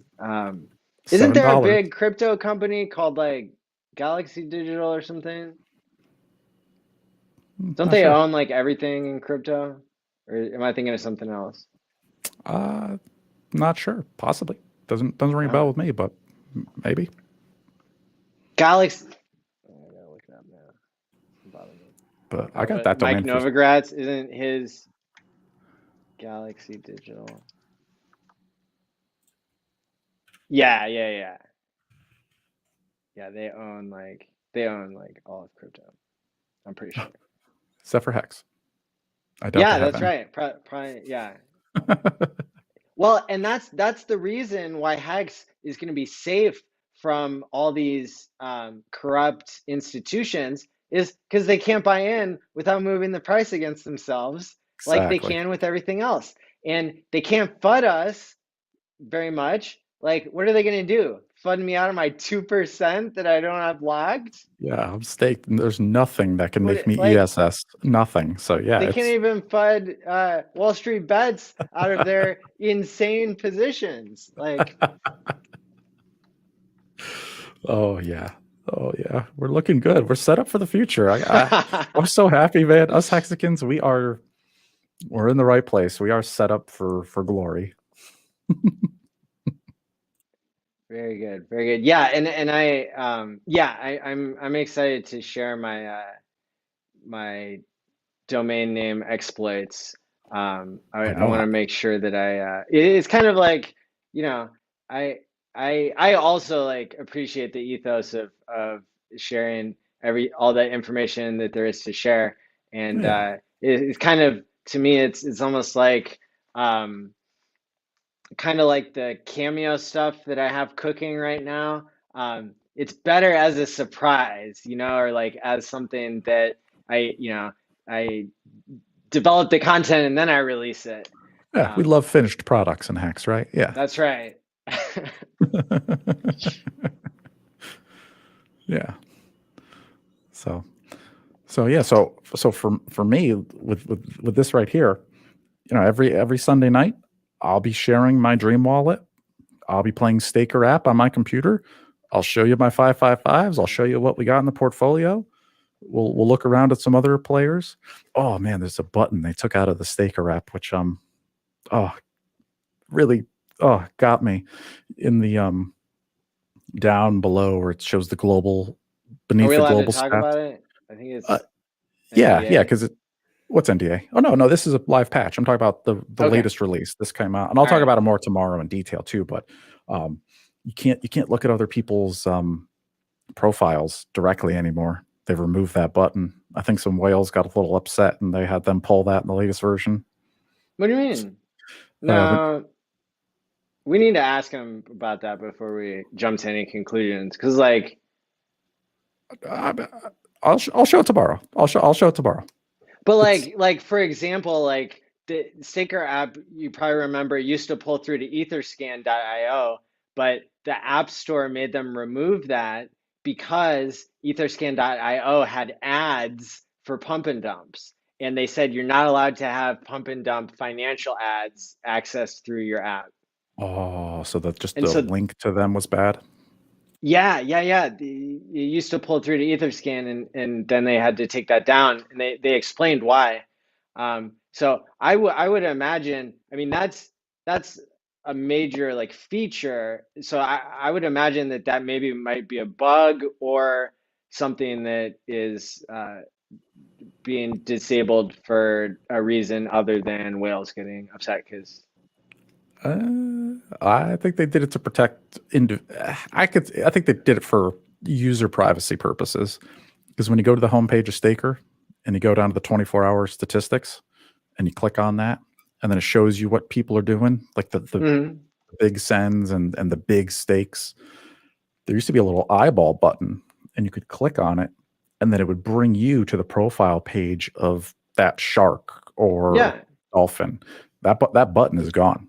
That eyeball button has vanished. Okay, well then here, I'll do you one better and I'll say I have such trust in those two because I kind of like I Oh kind yeah. of like threw him a curveball in the chat because I was like, why aren't you charging higher fees? Like, and they like Steph came back with like tons of like reasons, and that made me have so much faith in them because they're not just going to be rent seeking like everybody else. uh I mean, it's like they're not taking a market maker, they're not taking a spread. Like, what do you mean you're not taking, like, that's Yeah. amazing. Front and running. and Yeah. so my based on acts like that are so honest. right? And everything. Um, it leads me to think, if I had to make guesses as to why they would have taken that away, could be because they want they don't want to take meat off the bone for people in the future. If people can see how much longer pays better so easily, they might stake longer too fast or something like that. Totally possible. Yeah. Yeah. And I suspect it was to protect user privacy. Just, it's like Silver the Antidote stuff. It's like, do you want Silver going through your addresses and analyzing Yes. everything you do? It's like, you don't really want that. Like, Well, you don't so, want that like public. the conference one, I do. The donation address for the conference, I want him to go through that. I'd be honored. Like, because I'm building a history that I'm proud of. Because I'm taking the hex that was donated to the conference, I'm using it to benefit the community. I'm sending it to people and like leaving a trace of like who I sent it to, or like going And on a every, live stream and like, sending it to like Zicky Dice and like, all these people who, and then the badges are linked to that account, so you can see how all the funds are being used. And so I'm trying to achieve an unusual, maybe not unprecedented, but unusual amount of transparency in the projects that I'm doing, because I think that is going to be so valuable in the future, and because why not? That's a tool in the blockchain. Is and I hear what you're saying. Like, I would rather not necessarily have people like. That's why I didn't load all my personal addresses into exactly. Staker. Exactly. Um, but the idea is that like whenever the community is like donating, I mean, I don't want to make any statements like I'm never going to pay for like a camera upgrade or something, but like so far you can see where all the money went, and it's all Yeah. going right back out to people being asked to like stake for 15 years. We did a bunch of giveaways on Twitter. That's like, it was like, we'll give you one T-share, but the only like the amount of hex it would take to do a 15-year T-share. Like, There you so go. it's Well, that's the um, beauty of Hex is and Staker app. This is the most open and transparent community or product. It's both in one. We're us ourselves are open. We share all the knowledge we have. We share our wallets live on TV. You got yours out there, and it's fun. Like even Anna Marie, who got that tattoo today. I saw that on Twitter, and I looked at her profile, and she even had a little she posted her ETH address for like donations. Well, I'm a little nosy. nice. I like to play Silver the Antidote, Oh yeah. sidekick. So I took her address, I pasted it into graphhex.rocks, and she said she did a 555, and I'm like, okay, let's have a look here. Sure enough, there it was, plain as day. She took her hex, she 5555'd it, and boom, there it is. That came from the conference funds. You can trace it back to the conference funds. Oh, that explains so much because I was okay.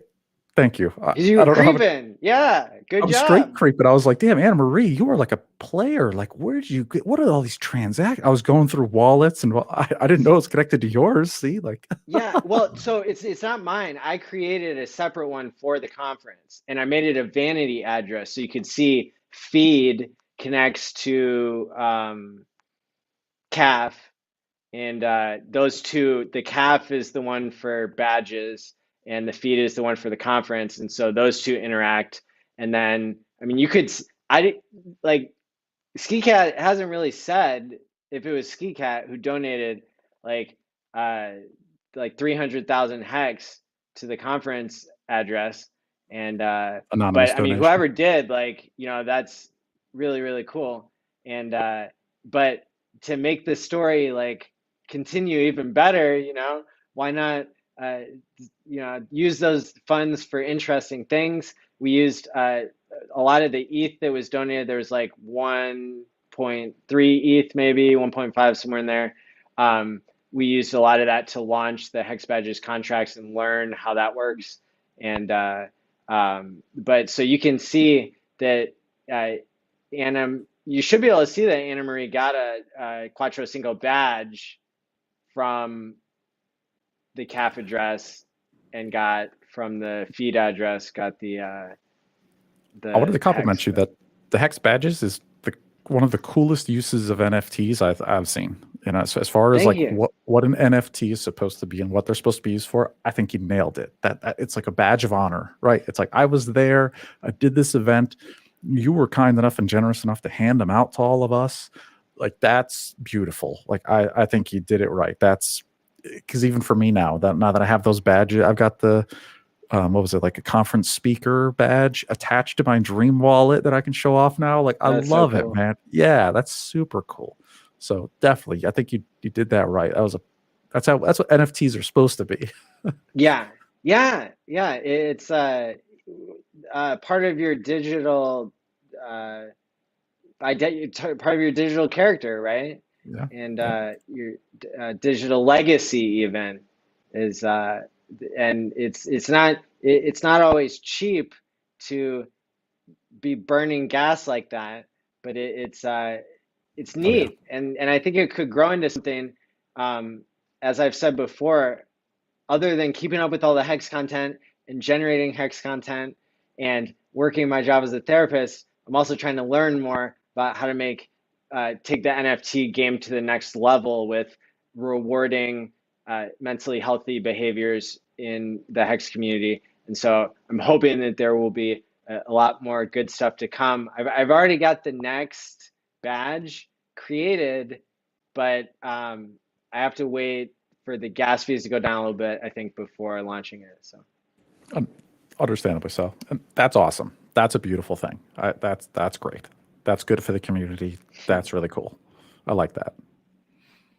um, absolutely, yeah. I would love to send you some that you qualify for uh, because you're doing that show, and since you're attaching it to your Dream Wallet, that'd be a perfect way to kind of show what you're doing and show what the badges are and that sort of Yeah. thing. I still got to get my hands on a day one FOMO badge. I need a 555 badge. Yeah, definitely. I attended the first conference. I spoke at the first conference. Oh yeah, I've Yes. tried to rack them all up. It's like Pokemon. It's like got to catch them all. Like I want all Yes. those hex badges. Like, sadly, I can say I don't qualify for one of the badges. Really Which one is surprising. it? It's Day you did day one the FOMO, day right? one for, yeah. I'm a day four person. That's okay. You made more Yeah. money then. You got more hex. That's not, the day one Yeah. FOMO badge is a badge of dishonor. I don't know. It's I a bad. It's a badge of like it's proof I didn't listen to Richard. yeah. Well, yeah. It's something like that. Which I It's told, but that's the I only badge that like has kind of like it's negative not all connotation. incentivizing the best behavior, but Yeah, it's like, oh, you're other an than OG, being, yeah, I mean, just dedicated, hardcore. Because I'll admit, like I FOMO day one, I sure did. I think I don't remember how much it was. If it was a half an ETH or a whole ETH, but I certainly chunked in something on that first day. And then the next couple days, you watch the payout per ETH just skyrocket. And you're like, oh, geez, why did I just do that? Now, thankfully, yeah, I did listen to Richard partially though, and I did have more ETH, so I did I entered a number of the days of the AA lobby, so I was very fortunate. But yeah, that's a lot of us, man. We just FOMO'd in hard. well, but oh, I gotta plug in my power. Hold on just a second. Yeah, go for it. Totally. My computer's about to die. Yeah, that's a good one though. Um,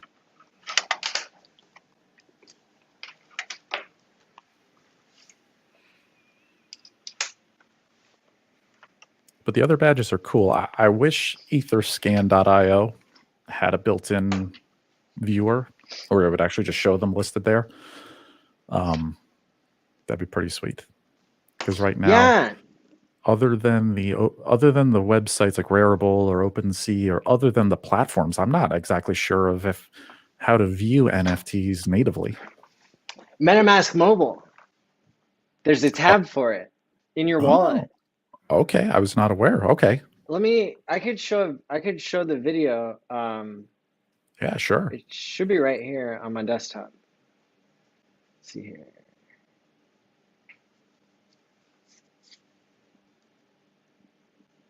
Okay, yeah, this is the right one.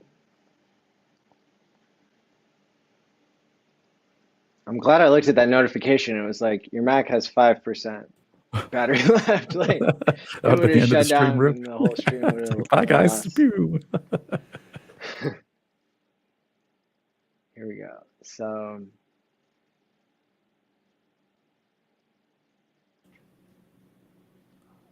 wish I could make this a little bit bigger, but anyway, this is what it looks like on your phone. And let me go back to the beginning. So you open MetaMask and you look at your account and you go to your wallet and then you go to the browser and then you type the address t.me/hexbadge and then you go, it takes you to Telegram, which links, it gives some instructions and it links to where you can buy the badge at Yep. Rarible. Yep. And there's like a bunch of gas fees. It's like $20 in gas fees sometimes, which sucks. But again, that's the next phase would be to make it so it'd be only a few cents or something. And so you can see the badges here listed on app.rarible.com/hexbadge. And Big payday. Yeah. Bitcoin free claim one, day one FOMO. Oh, yeah. Attended the first conference. Oh, man. I need all those badges, man. Oh, yeah. and so That's then we go awesome. into like attending the first conference. We're going to go through like how to buy. So the price to buy it is $21 because again it costs like a couple $100 to launch the contract Yeah. and all that. And then um, MetaMask. Oh, so you connected your wallet to MetaMask. See, these are cool. Like, because they have a personal Check out. attachment. This is like why I got my hex tattoo. Like it means something to me. Like it's a part of my life. Like it's who I am now. So this is Yes. very, very cool. So back You when I know, made this walkthrough, it was like $18 for the gas to do it, and then it does this like automatically even before the blockchain processes it. Rarible shows you confetti that you've bought it immediately, and then let's see. it's kind of So a everybody, if you're willing to go to t.me/hexbadge, you can join that channel on Telegram, and then you'll be able to find out when the next one comes out. And I'm not going to spam you with messages. There never been any messages other than the two that originally were there. So, and then Rarible pulls up in your MetaMask mobile to be able to tweet out that you just purchased something and what the page is to do that. And then you go back to your wallet and you see the collectibles tab here next to tokens. okay. You go to the collectibles tab, and then this is a test, hexbadge.com, that's a test. And then here's the Rarible tab that you go into. And then you can see all the badges show up there. And our new one shows up that we just bought. Or actually, that's a different one that just showed up. But anyway, and then you can click on each of the badges and it shows the description that we wrote that like we can't change if there's an error in it, it's like that's already It's locked. hard coded. Yep. And so then you can go through each one and you can look at it. And we just saw that the transaction just processed for the badge that we did the example transaction. And so then with like the last 10 seconds, I just ran through like clicking on each one so you could see it within your own MetaMask mobile wallet under the collectibles tab. So that's it. Okay. 'Cause I'm just using MetaMask for desktop, so that's Yes, why yeah. I don't have that tab. Good to know. Um, and so the way to do it if you're on desktop is to just go to the Rarible site and you can see them pop up there in your um, Web3, basically like decentralized application. But I bet NFTs, there's enough money going into them that there'll be some upgrades along Yeah, the way a bit. yeah. So hex badges is awesome. That's the perfect use of NFTs. They're badges of honor. We can remember them. They're like achievements almost. I do feel bad for the people that are out there like speculating on quote rare NFTs and they think it's digital artwork and they think they're going to sell it for millions of dollars later. Like I, Maybe they won't, but like that's not it's not what they are. Like that's I would, it's like Richard says, like no effing thanks. Like that's what NFT should really stand for. Richard is right about so many things. I've listened to him and not spent any money on NFTs that are quote unquote rare Yep, artwork. I think collectible. I Like bought one NFT that was hex themed to see how it worked. I bought it for $5 or something, and yeah, for you know, science. and then these we actually Rarible allowed us to create part of the code is that if you try to resell it, it takes all of the profit and goes back to the badge origin address. What? And so literally, I don't know if it's like I haven't actually tested it, so I don't know if it's 100% like in the sense that half of it, if it's like split, or if it's like actually 100% like you don't get anything. But that's pretty cool. And then I was trying to branch out to like these other places where um, it's maybe not on the Ethereum blockchain. Maybe it's on like EOS with Wax, and it's only a few pennies to do a transaction, which is needed for this system to evolve. Um, but you can't you can't make it any more than like I think 15%. It's only 5 to 15% fee that can be coded in there, at least on their um, easy way to do it. So Like a what do you, it's like a hard cap on the resale value, you mean? yeah, like I'm not familiar with any of this, by the way. I don't deal with uh, NFTs, so this is all yeah, new to me. the user interface doesn't allow like it does on Rarible to jack up the resale fee to 100% Okay, like it does, which that's just bad. That's bad for what we're trying to do with making it, yeah, true not, badges of honor here. Yeah, yeah. And these have emotional value, not monetary value. the guy who made Wax, I guess, made USDT. That's kind of interesting. Oh, okay. Well, So, um, cool. so they're probably going to do pretty well, but again, it's How there's long no will they need to survive the buy bear market? socks for $30,000. Oh my god, that is just That's oh an NFT, yeah. basically, That right? stuff really makes me sad. Um, People are going to get wrecked. People are going to get absolutely wrecked with that kind of stuff. Bummer. Now, Firebun got a pair of socks a long time ago, I bet, but he ended up getting 1,000 Uniswap tokens airdropped to him for owning the socks back when that happened. So uh, I feel pretty good for him because I know that the price of the socks probably never went to 30,000 before the Uniswap airdrop, and Hmm. so that's pretty cool that somebody in our community got such a large reward for that, and that probably went. I I didn't ask him what he did I with would it, speculate what he spent it on. Yeah, but I think we both are thinking the same thing. I bet I know what he spent it on, yeah, which is awesome. That's great. That makes me smile. yeah. I spent like a good amount of Uniswap tokens on Hex cameos when I Which is great too. That's a great use made of that Uniswap tokens debut. too. So That's fantastic. That's you got more value out of those than people who held them. That's for sure, in my yeah, opinion. absolutely.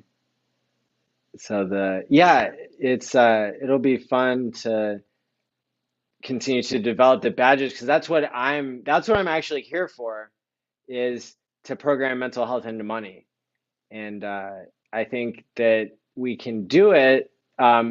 because I'm seeing it done in HEX as part of the contract naturally, right? Like saving for your future and Yes. having a truth engine keep you accountable Yep. and an immutable lock on your money that you choose, being rewarded for that via game theory and incentivized to save for your future. That has the side effect of causing you to take better care of yourself so you'll get to enjoy the funds more when you get there. And so I think that um, that's why, like, I almost went to another coin to try to build my little mental health games on there. Oh, really? Believe it or not, yeah, I was like, I was judging which, like, I had like three coins in mind, and I was trying to think like, well, because I wanted to be with the hardest money, right? Because the hardest money is what's going to be the best foundation to build mental health, to program into money mental health. And so Hex ended up winning, uh, but well, I mean, you know, it's like I don't want to put it that way, but Oh, um, I would put it that way. The Hex has it's the best security in all of crypto. Period, hands down. The end. End of sentence. The best. yeah, It's locked. The admin address for X, it's 0x00000. It's like you're not editing that contract after the fact. Right? There's no that's there's right. no there's no dev work to be done. It's harder than Bitcoin. It makes Bitcoin look like butter compared with its spaghetti. And I wanted to like early on, uh, it seems like even though it's probably only like 3 months ago or something, like I wanted to, Feels like ages. yeah, I wanted to do something like I wanted to like, you know, maybe like burn like 1,000 hex or something just to like be, you know, like a tribute to the community, basically.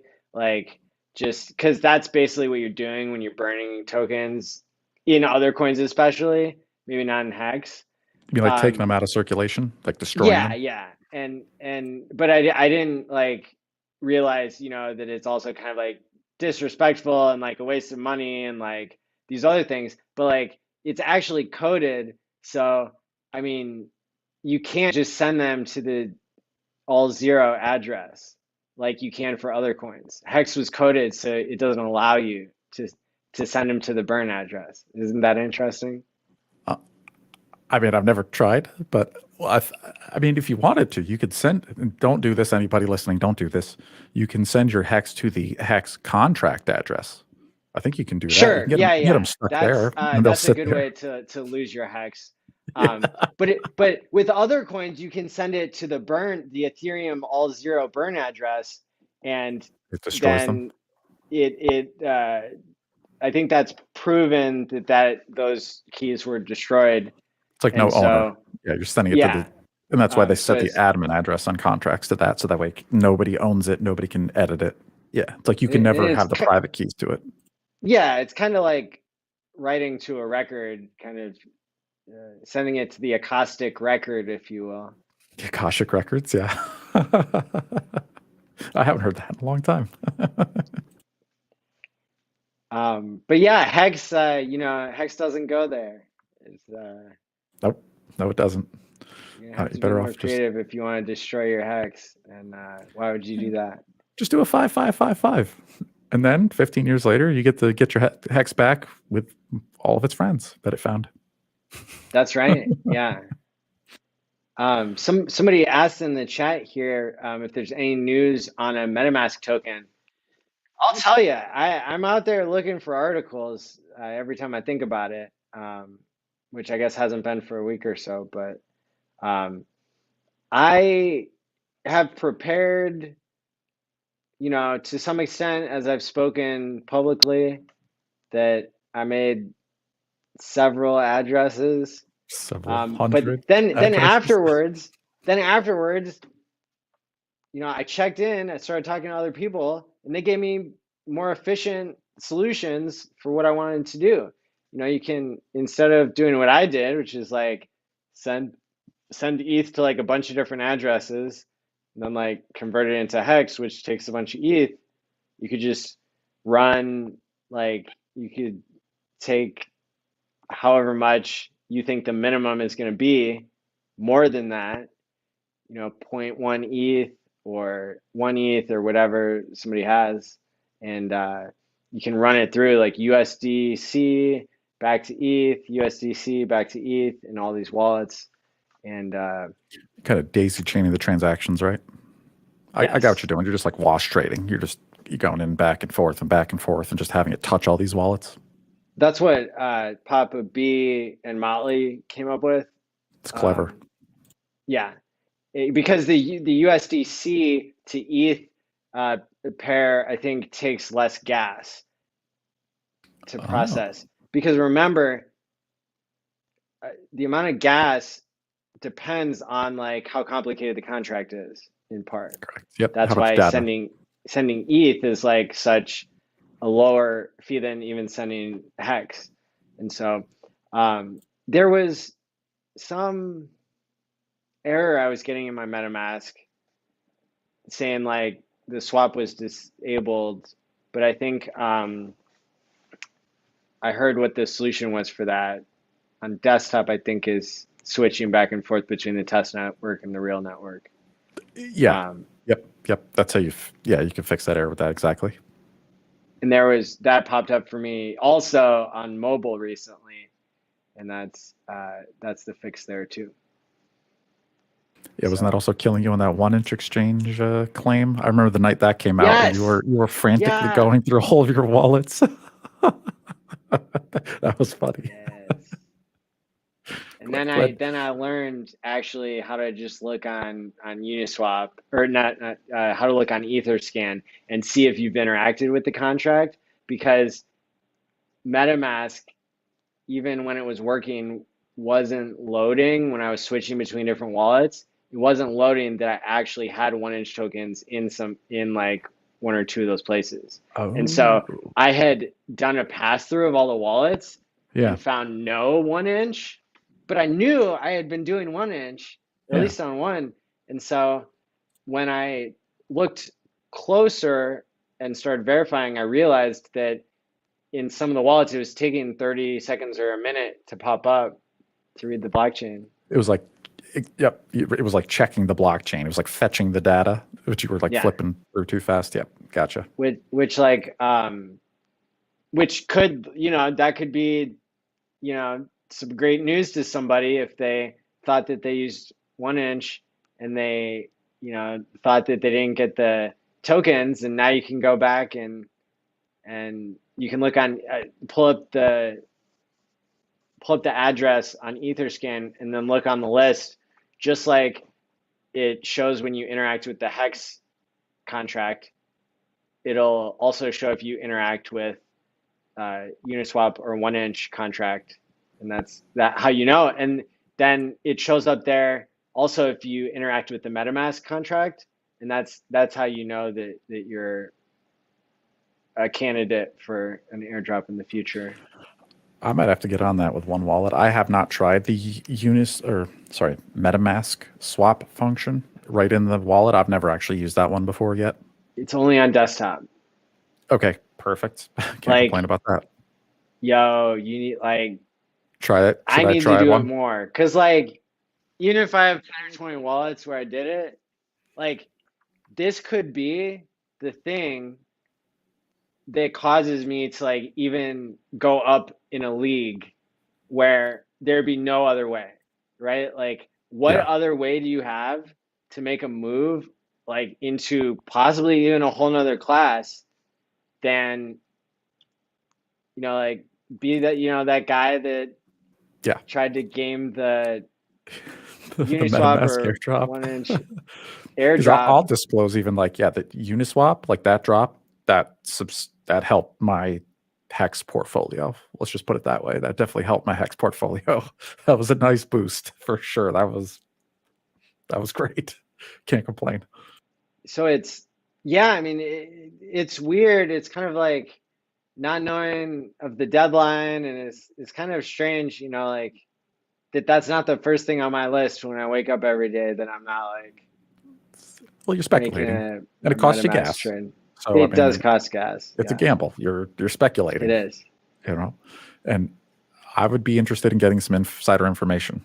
Who's the dev for MetaMask? How can we hit them up? Is he on Telegram? Is he on Twitter? Let's you know, try to talk to him. Try to get some That's information out of cheating. them. Cheating or insider information, which in crypto there's no regulations, so you can do whatever you want. That it would you'd be well, I don't know, because you're And then you could help taking away everybody. from the people who played fairly. Like it's True, but then you could help the Hexicans and be like, "Yo, Hexicans, like hypothetical, and the MetaMask yeah, airdrop is but then coming. that would Do it, like and then you'll get." split the airdrop. I mean, like, yeah, I'm saying we should do that, but just based on the assumption that like why just we could just base it on game theory. Why wouldn't they do a token?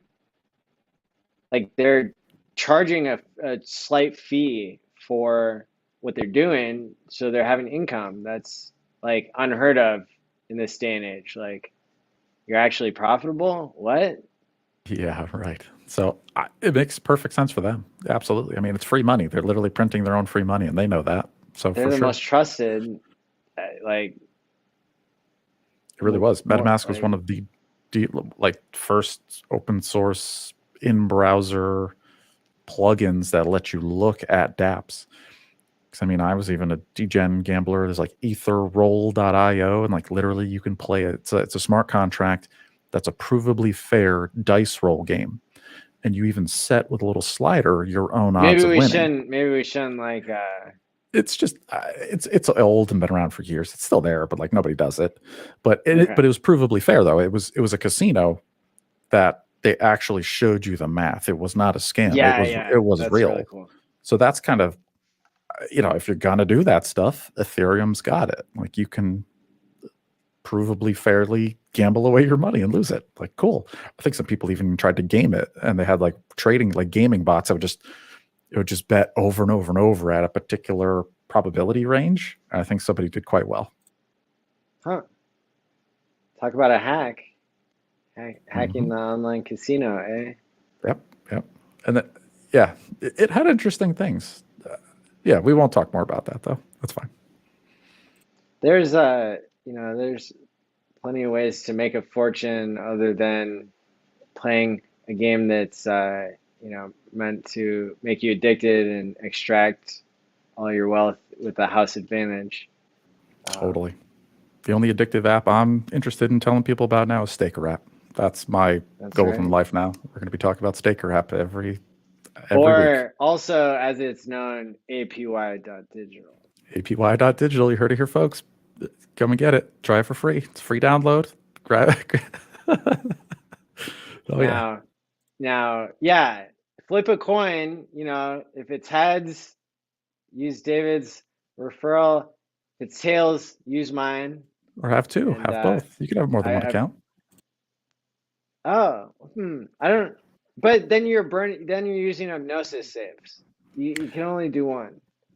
That costs If the you company. So correct. that If you do the Gnosis safe, yeah. Yep. yeah. Because like even for Um. me though, I'll show mine tomorrow. Like I don't have a Gnosis safe, and I didn't even click that button yet. So I'm just going Okay. to use my traditional MetaMask one for now. I don't. All the functions are, you can still see it. Everything still works except for like buying and staking. But for now, as an old school Hexican, I'll just do it the old fashioned way. Once a Gnosis safe becomes cheap enough, and once you can click the button and it just appears, great. But yeah, let's save Firebond and Steph a couple bucks, shall we? Yes. Yeah. There are only so many Gnosis safes and lots of Yeah, people to onboard. yeah. And Save it for the new people. um, and then my referral link is dollarhex.com. Oh, very. I like the premonition. It's like, everybody knows how to spell dollar, and kind of a target for us to keep in mind. And It's a even if it great goes over target. a dollar, it's like, dollar is the currency that you're hexiting. I think Hex has great unit bias. I think the decimal point is right on. I'm sure it'll fit nicely. That's right. Yeah. Hornet's asking, why is Uni pumping? Well, it's pumping because it turns out being an exchange is one of the few profitable things that you can do in crypto other than just buy and hold. I think it's And plebs though. Like I've seen people um, on Twitter asking, "Do you need Uni to use the exchange?" I'm just like, it's "No, no, you don't. The token um, doesn't have the anything to do with the problem. product." Yeah, the problem is um, uni isn't. It's not scarce in the sense that you can't have other exchanges copy and paste their contract and start operating. So it's probably, in my personal opinion, without having researched it, I am suspicious that it could be, institutions or people pumping it for because they're uneducated on it or because they're trying to have you buy it at a high price Yeah, absolutely. whenever they're kind of just dumping on your heads and they still control most of it. So, Yeah. I've even heard of a better decentralized exchange that uses the ZK snarks or the ZK like rollups. It's called Loop Ring, and it was a team. I forget which incubator, or which they got like a grant, I think, and they took the ZK rollup technology and they made a protocol for a decentralized exchange. And it was weird. They wrote it right. It's like they made Uniswap, but they didn't launch it. They just said, "Here's Uniswap. You can go ahead and copy and paste it and make your own Uniswap with this."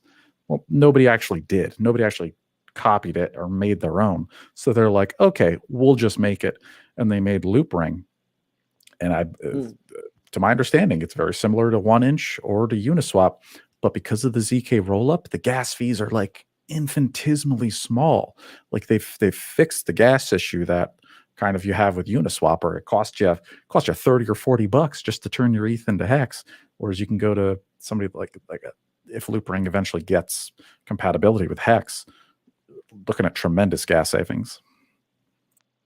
Oh, wow. That's Yeah. really cool. Yeah, that would be something I'd like to see. And 1inch exchange does have their chi token, which reduces gas fees.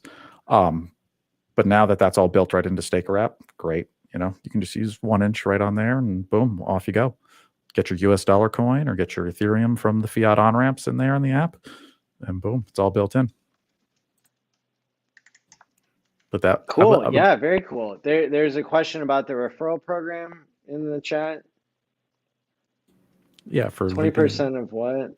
Um, So it's the has that been has that been publicly released yet? yeah, in Firebun's Medium article, Okay. he put the formula in there.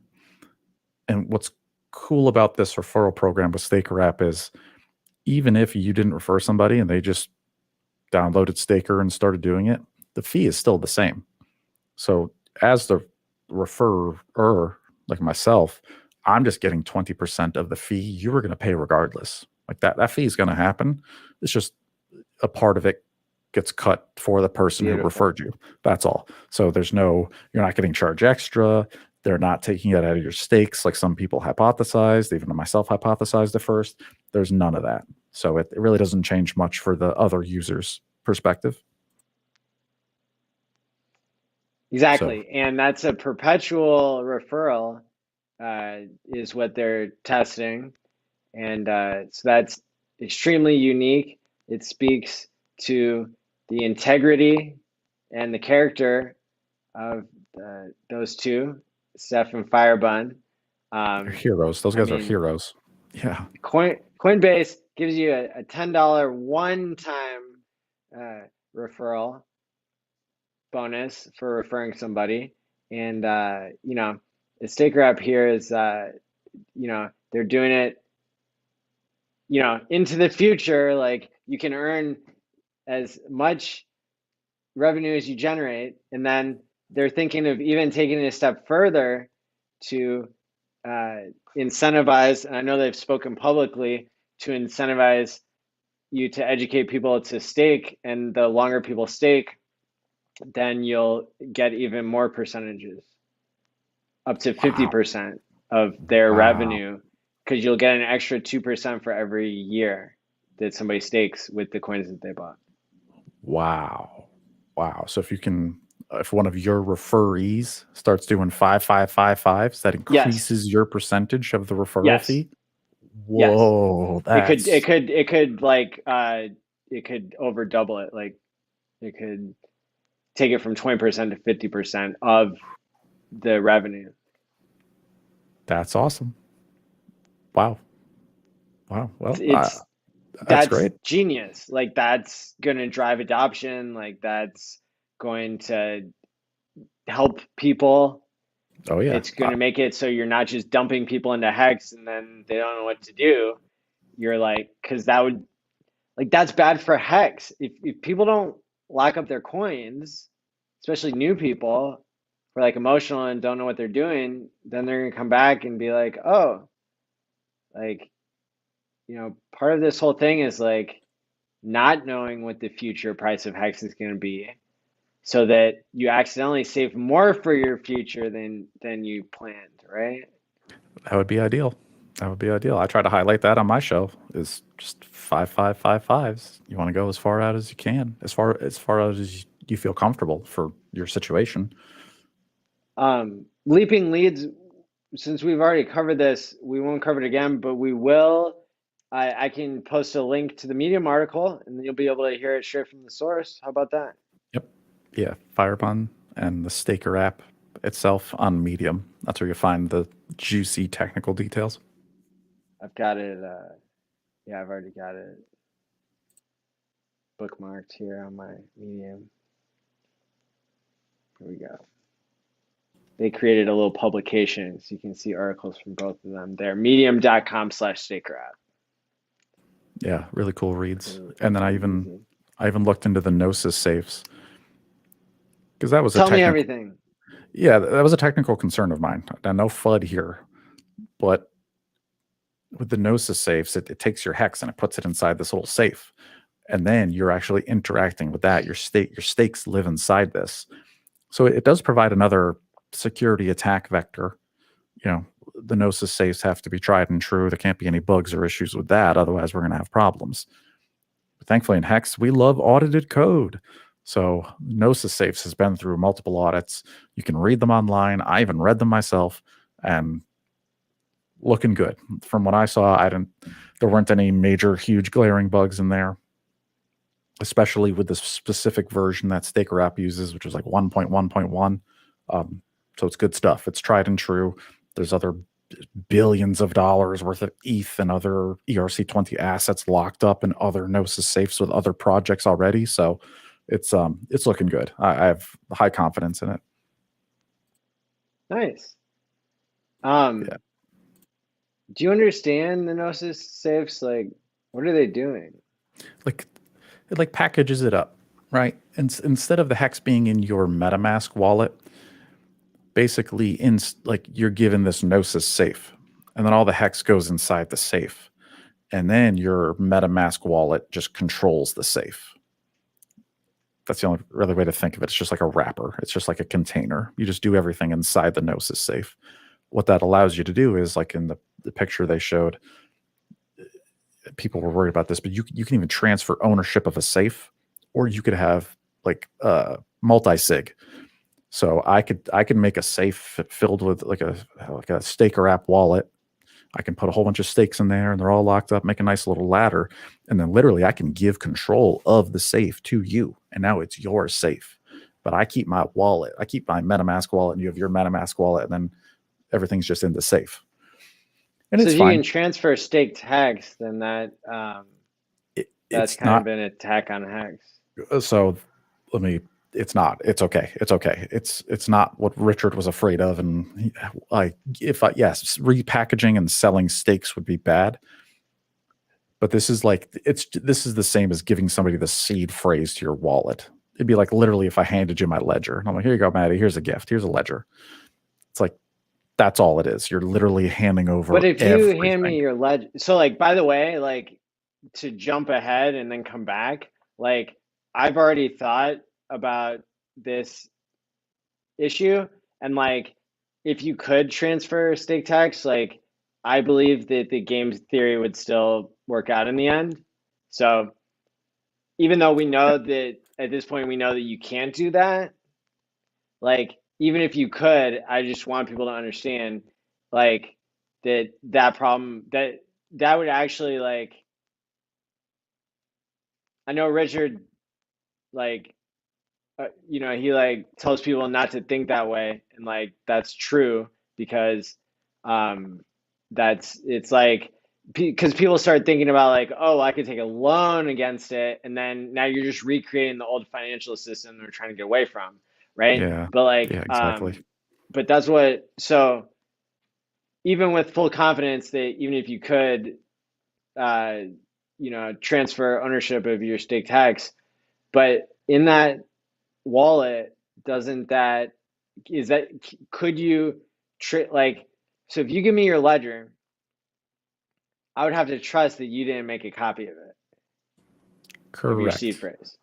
But like with Yes. the Gnosis safe, if Steph and Firebun are getting it and then they're transferring it to us, then like isn't that a case where you can have provable transfer of keys?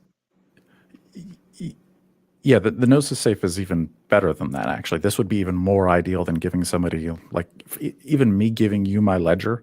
You're right. What if I wrote down the seed words Yes. on a different piece of paper you didn't know about exactly, so I could regenerate it? With these Gnosis safes, I could give you ownership of my Gnosis safe from my wallet to your wallet, and now it's yours. And it's your MetaMask wallet owns that safe now, and it's all yours, and I So can't I take it can back. prove that you didn't keep a copy of it. Exactly. Exactly. So that's the same thing as being able to But the hex transfer is still, staked HEX. well, yes, but you have to do it all. Like, if whatever's in that Gnosis safe, it you get it in the same state. So if it's just a million hex at a 555, that's what I'm giving you. Now you have a million hex at a high 555.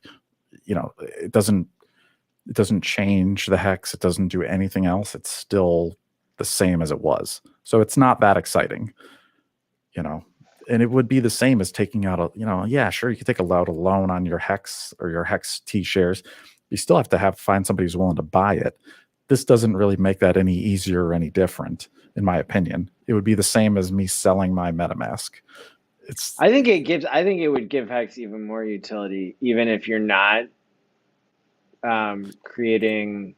But I mean, that's what they're doing. They're giving it more utility by I agree. their use case for the Gnosis safes is to increase security. So, Correct. when you lose that piece of paper you wrote down stuff on in 10 years, and then when you also lose your phone, then it's not all lost. That's a beautiful Correct. thing. So that's their Yes. use case, and 100%. that's outstanding. And I think there are a lot more use cases where even if you're making stakes more portable, then it's not actually worth fudding about, because Yeah. what You're is not that really? separating It's not gonna change like the time or mechanics. whatever. Exactly. It doesn't change the mechanics at all. Exactly. Because if I take two stakes and I put them in, it's in that same Gnosis safe. I can't split them. I can't just. I can't. You can't do half Correct. here and half there. It's all locked in. And the big thing that you said is the security. This is a big thing Vitalik's talking about. Social recovery. Gnosis Yeah. safes are eventually going to allow for social recovery. So if you lose your Yes. seed phrase and you lose your hardware wallet, but maybe you have your friends, if you can get there's a whole number of ways to do it, but this opens up that possibility. So this is great. This really, I think, improves the technology, and it lets Stefan Firebun build on future advancements. Whereas Hex itself, that smart contract is locked, immutable, and unchangeable. The rules of Hex will never change. But with these Gnosis safes, you can get additional enhanced features. So it's a good thing. This is all good news, in my opinion. There's nothing wrong with any of this at all. Yeah, and it really takes HEX to the next level, right? Because like HEX, when it's already getting these, like, it's already available right today, these staker based Gnosis wallets, and that creates a better future for HEX if you're building on a foundation that is compatible with social recovery. That that is going to be something that I'm not aware that you can get in Bitcoin, right? That's not available. Yep, not available. Nope, will never be available, most likely, unless they code it in. Yeah, absolutely. Yeah, pretty Yeah, and exciting. we want to hear Richard's opinion on this, and we appreciate all the positive feedback you guys are giving us. Yeah. I mean, that's why I knew that I would be looking forward to this stream with David so much because he's such a knowledgeable hexagon and crypto OG. I try to keep up with the news. What other questions do people have? So that was my big question about the Gnosis safes because it intuitive. So, I remember the other question I have about the Gnosis safes. So is getting a Gnosis safe like prepaying for gas? Now that portion's not clear to me because I've heard this same, I don't want to say rumor, but I've heard this same theory. I don't know. I don't know if there's Ethereum or gas built in Also, prepaid to the Gnosis safe. I'm not yeah. sure about that. Because also whenever like Vitalik is watching this, because he's gonna FOMO into Hex once he understands it, he's gonna have to Absolutely. listen to all of our content. God will Um, 2.0. I want, I want him to remember that, I want him to address this, feature that we need is you should be able to prepay for gas. Like, and I think that even if we applied this in Hex, now this is just a guy who like is a little intuitive, has been learning from the community about blockchain stuff, but like how sexy would it be like to have a set fee that you know what it is to onboard somebody so you don't have to fool around with all this you know Oh, changing stuff. I mean, I would even say it would be okay to pay a little bit more than average as long as I, you knew what it was. That would be really marketable. And all this variable fee stuff is trash. And but so the way that I would implement this in like my proof of, I don't know, it's not even a proof of concept, but just in my theoretical dream world is you could even possibly, I'm asking like, could you even basically create some sort of like deal with some miners, right? Because miners, they could like see if there's hex in a transaction that's sitting out there, and they could have some sort of an agreement where it's like if they see that hex transaction that's signed by staker app, or it's like interacted with a Gnosis safe. So you've got a Gnosis safe and you've got hex. Those are the indicators that are in the um, the signal of like that's in the mining pool. Like that, those miners they could be incentivized like through payments ahead of time or some payment arrangement this I to. think I have the answer to.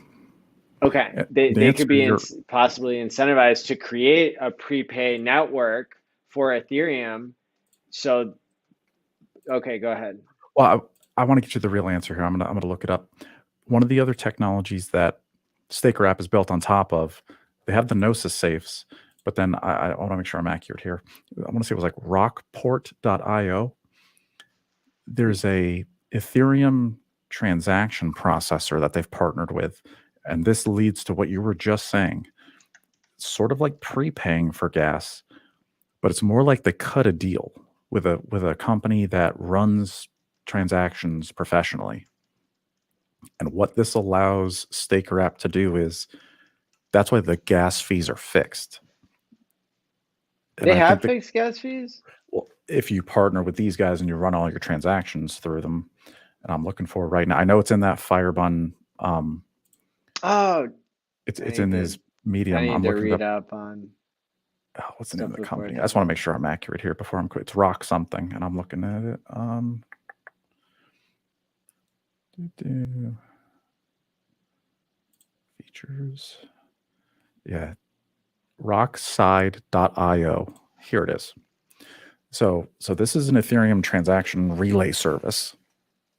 So what this lets this here's what it lets Staker app do. It guarantees that all of Staker app transactions get processed, regardless of the gas fee changing. Because here's the problem with prepaying for gas, like you mentioned. Gas is like an auction. Like yes. when you want to write to the blockchain, a lot of other people do too. I wanna make a hex transaction. You want to make a hex transaction. So it's kind of like an auction. You have to pay for the bits on the space because it's limited. There's only however many hundreds of kilobytes on an Ethereum block. But with these guys with Rockside, what you can do is you can have a deal with them where they will wrap your transaction. They when you make a staker request, I'm gonna stake my hex inside the Gnosis safe. Staker app sends that to Rockside. Rockside wraps that up in their wrapper, and then they send it to the blockchain, and they guarantee your gas price. If all of a sudden the gas price spikes and your transaction's going in and it fails, well, cool. Doesn't cost you or Firebun or Steph or Staker app anything extra.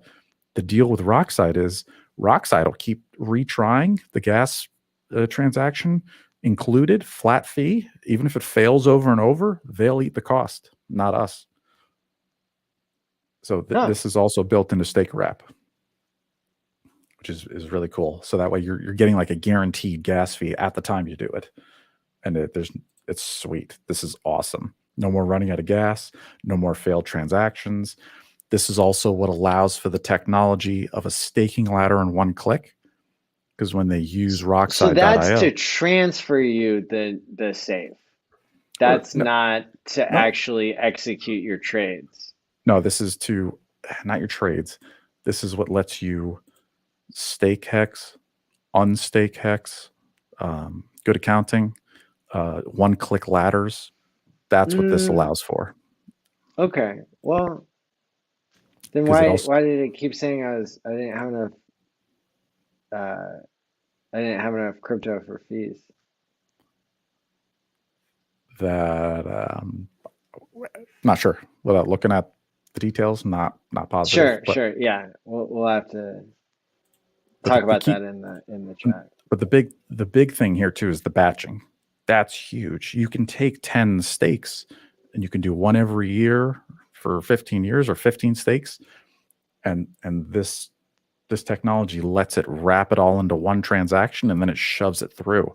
So you'll actually be saving on gas versus trying to do 15 different stakes, and if you did them all one by one Is by one. so how's it achieving that? It's not less information, uh, but it's just the timing and the and mining I think side of things? it's like the fact that you're getting it all in one package. They don't have to pay quite as much because otherwise, I mean, I don't know all the technical details. I'm no expert. Okay. I'm just surmising what I'm reading on the Medium article here. But this is part of what those features unlock. Like being part of that gives them this one click staking ladder, which is awesome. Richard's not doing live streams because he's happy with all the streams we're doing and because he's busy uh, getting the next like part. I'm not going to say like worked on or developed, but like he's doing what I like. He's doing whatever he wants at this time. How about that? Yeah, I was Um, chatting with Richard in Telegram the other day. He's doing great. He's working. Yeah, he's got better shit to cool. do. Like, yeah, he's busy like saving the world. What do you? he, Like but he's fine though. I talked to him a couple hours ago, or like 48 hours ago. He's great. the I feel like the whole point was to release something that was finished.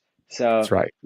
there's only so much you can say about it, and but I mean, No what we're talking about expectations. right now, I mean, I am finding great value in this conversation because I'm continuing to learn what is being built onto Hex in order to make it more accessible, even as something that is a technology that represents a new invention, a leap forward in savings technology, in decentralized finance. I mean, it's exciting to be on the cutting edge of the global financial system, It really is. even to the point where you're at the point where like nobody even knows there's any cutting going on, you know? Like, Yeah. Yeah. I mean, this is literally the edge. Like, this is as new as it gets. yeah, It's a game yeah. changer. It's a Stake Wrap's a game changer. I'm already calling it. It's the DeFi app of 2021, hands down, number one. Period. I'm You already. feel They like should we're win an award. sinking. Yeah, Oh, Stake Wrap's well, award winning. absolutely. Yeah, yeah. Like, unbelievable. They've taken a great decentralized exchange. They've taken this safety packaging technology. They've taken processing transaction technology, layered on top of the best store of value digital CD, digital savings account technology ever, and put it all into one. Like, game changer. Plus with a referral program that is fair. Like, oh man, Yes. this is And perpetual. this is It's another level.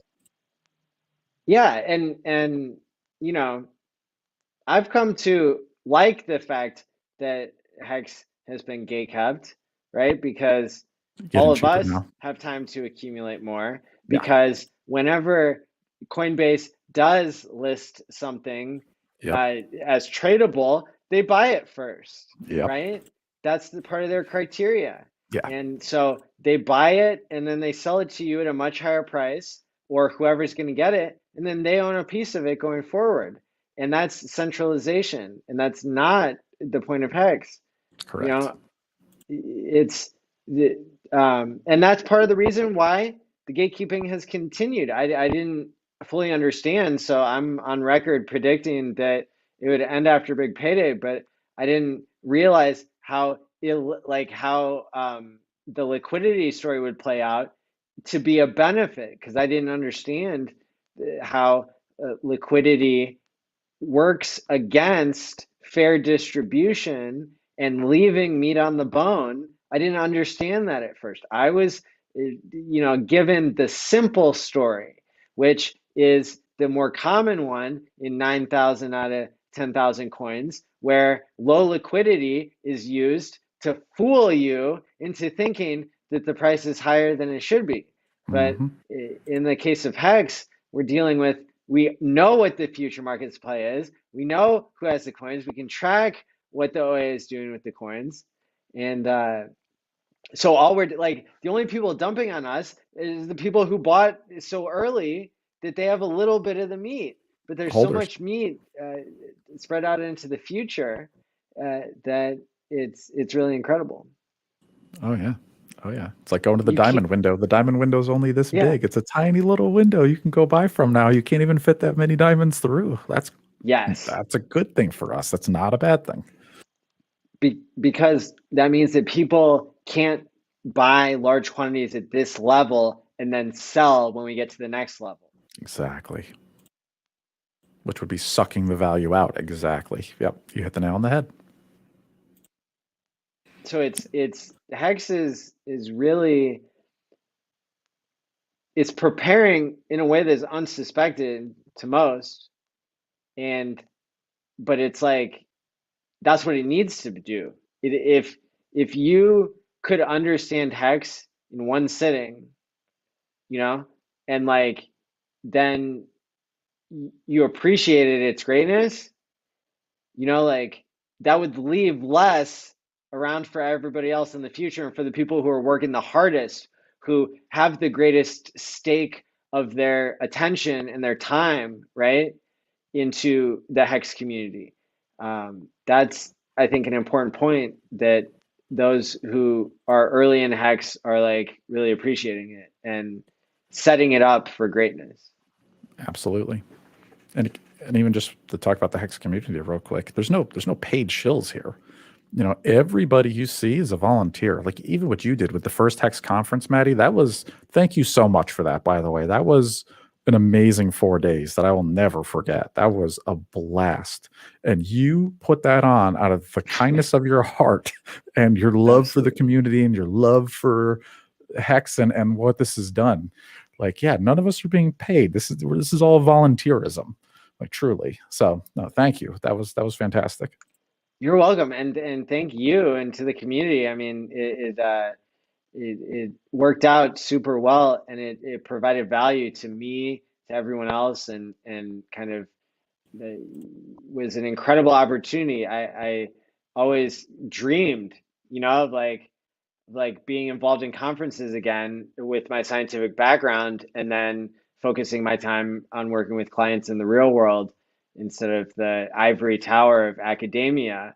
And so to Right. be able to get back to my passion for understanding at a deep level and then translating from the technical to the practical, that's the goal here. That's why I'm on stream. Like, that's why I want followers, viewers. That's why I want experts such as yourself, David, and others to join me, and we can walk through what the possibilities are, and then create the future that we want for our Oh, system and you of. crushed it, dude. You put on a conference that had higher production value than other conferences that probably cost millions of dollars. Like, it's Well, amazing, amazing. I mean, if you go back and watch it now, which I plan on doing someday on Twitch, by the way, I hope you don't mind. I'm just going to chop it into segments and like maybe every Sunday night I'll just one by one. The beauty of it, there's so much content. There were so many yeah. talks and so many panels. Even if I just show one a week, it'll take a whole year to show everything, which is amazing. Absolutely. Yeah, yeah. And it's I would love that. It's only going to pump my bags for more people to understand HEX. Yeah, And it's going to promote also the idea of having conferences. And I have definitely. to, shout out to Joe Hexotic for being part of the amazing production quality that was possible Yes, with the thank you, Joe. conference. Without him running a side channel that was ensuring that everything was working, I would not have been able to host the event and do all the technical troubleshooting that was needed in order to make the thing such a rip roaring success. So, Yeah, shout and out to and Joe. shout out to RG3, to Hexo, to everybody who spoke at the conference. RG3 mentored me and in the production ins and outs, and Showmanship, if you will. that's right, yeah. Um, so he gave me feedback, and I'm very grateful for that. So. I'm excited, I'm excited to see where the community is in time for the second HEX conference Oh in man, January 6th to 9th of 2022. I would expect to add a zero to the end of the number of viewers we had that night. That's what It's I'd be up looking. to 9.3K unique Wow. viewers on the YouTube channel alone. Like, That Friday night, I think we had over 1,000 viewers live. Was it on YouTube? wasn't, I thought it was huge. Yeah, it was over 1,000 on Friday night. That was wild. So yeah, I would predict next year, next conference, I'd predict 10,000. wow. Yeah, That's what I and would say. it could be in person and digital, both next year, Either I way, would say. I don't hate digital because the commute is great, but in Yeah, person it's a yeah, lot more fun though. yeah. I think both will be the way to go. But we don't know what the state of the world will be in terms of health and Yeah, lockdown and stuff. So yeah, we'll we'll see what just happens. see as we get closer, Hmm. and continue to be exploring kind of the the progress and leaps forward that are made. I mean, I'm just so impressed by Stefan Firebun, and It's a even game just, changer. I mean, even just like how what Richard and Dev Kyle and others Richard as the visionary, the founder, creator, um, how their predictions and their kind of like design has played out so well is incredible. Yeah, and it's I didn't even comment how it's fitting the models that they predicted as well. Some of the things that they forecasted said have almost been spot on, which is very interesting. Very interesting. And even for me too, I have like goals for this year before the next conference. I want to be the first sponsored Staker app player. I want to be the Dr. Disrespect of Staker app on Twitch. Oh, I wow. want to show up every day and I come in, I have my cool intro and I step into Staker Stadium and I pull out the app and we check our rank for the day and like turn it into a show. Like I think that'd be just so much fun. Just to really gamify it, really get people excited for it. And I think it's got some I would potential. I would love to like collaborate with you to see what kind of gamification techniques we could add to have you be like, the center stage. Like That'd be fun. that's again like my dream is to like help to gamify Hex in ways that promote mental health, which it's already doing and can be Oh yeah. in varying levels, right? Of like uh, immediate versus secondary benefits to mental health. Yeah. But that I think Contests, competitions. Oh yeah, yeah. Even Steph had alluded to some of these potentially. There yes. maybe some weekly contests in Staker and who can, if you start as a turtle, how can you get to the next rank the fastest? Like who can do that? Maybe there's some prizes for the top 5 gainers in a week. Oh yeah, there's a lot of possibilities for Staker app as the ways we can gamify this, even internally in the app and externally on the side. So for sure, I think I'm sure Well, we'll and figure out something cool. you have the gaming experience, and I have a lot of understanding of the psychological side of incentivizing behavior and making things operationally defined and whatnot. And so I bet if we put our heads together, we could really come up with some clever ways to Oh yeah, to make this even more exciting and gamified than ever. absolutely, man. This year is going to be exciting. I'm excited. Absolutely, there's going to be a lot of cool things coming. Yeah. Well, great. Yeah, it seems like we're reaching kind of a natural point here as we close in on 3 hours where we could Started look 3 hours forward already. to, I went by like a flash. Are you serious? yeah. Feels like we just wow. Okay, wow. It goes by so quick. Thought it was like an I hour or know. so. Geez, that flew by, man. It's so much fun.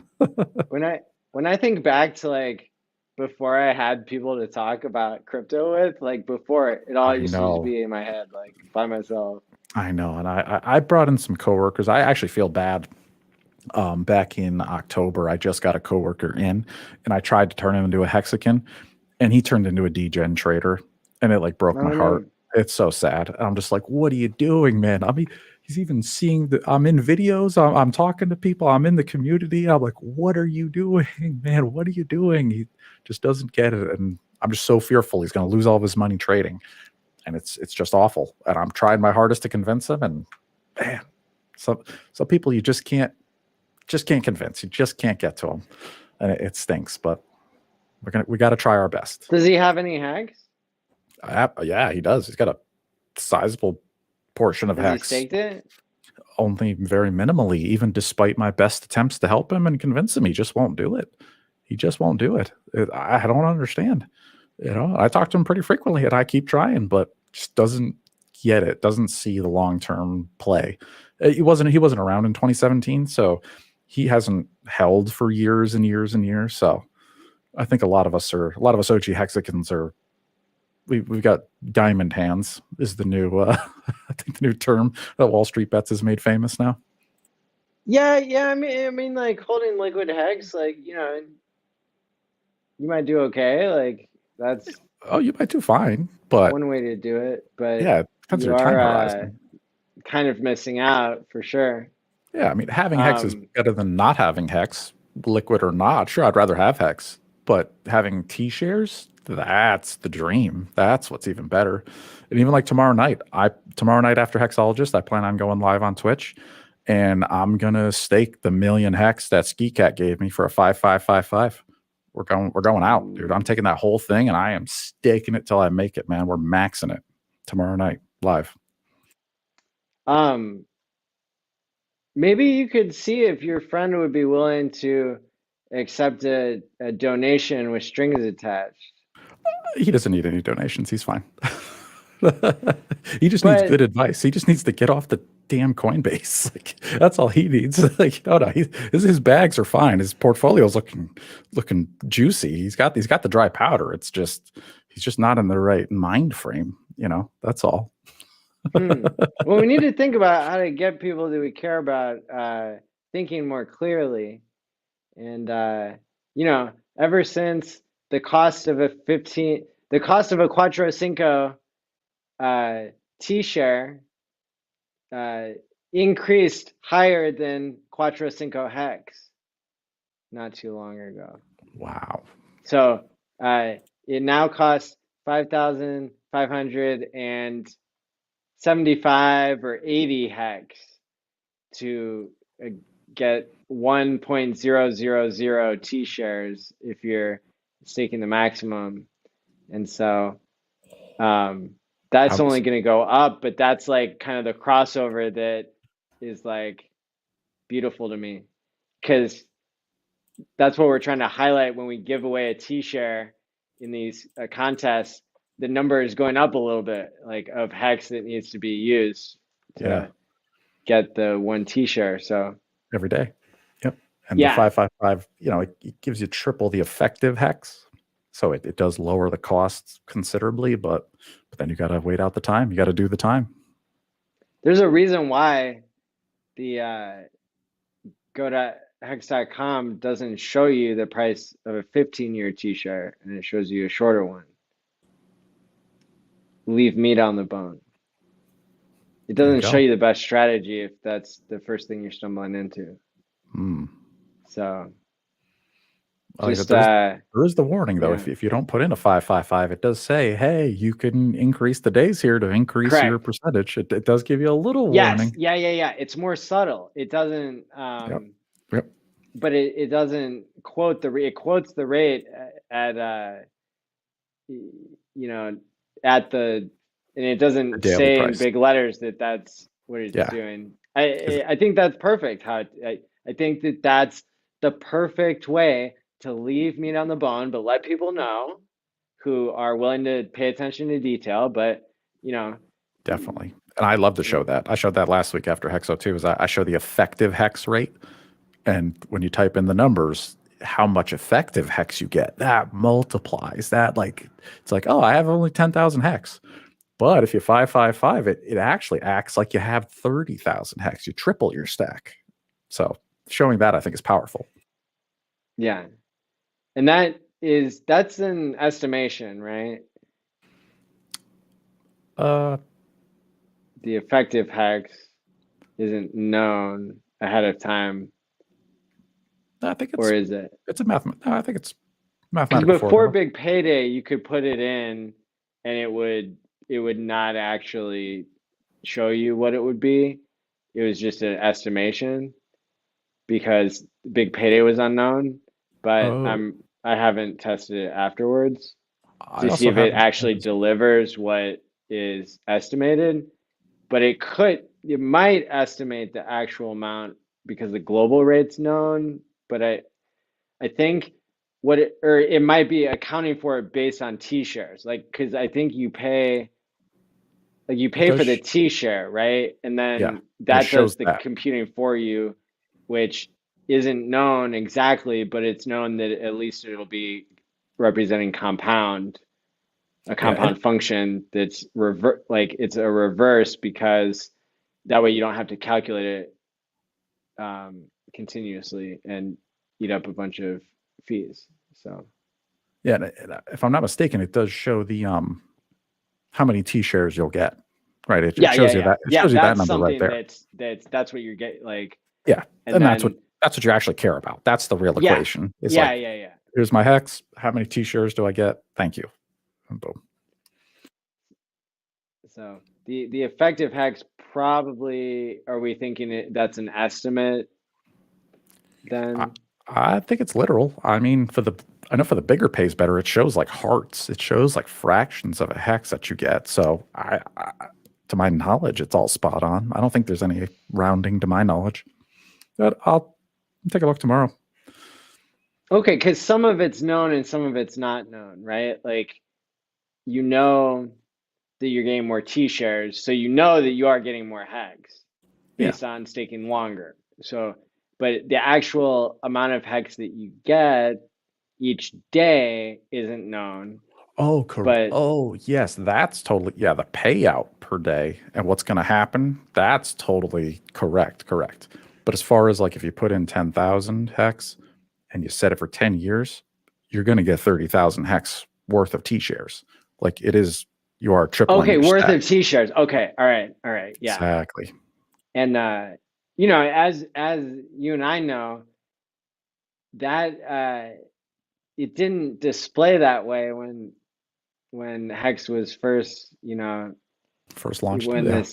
the staking user interface was, you know, being created. It was operating the same contract, but it didn't show you the calculations on the front end the same way, because now it's being presented in a way that's easier to understand.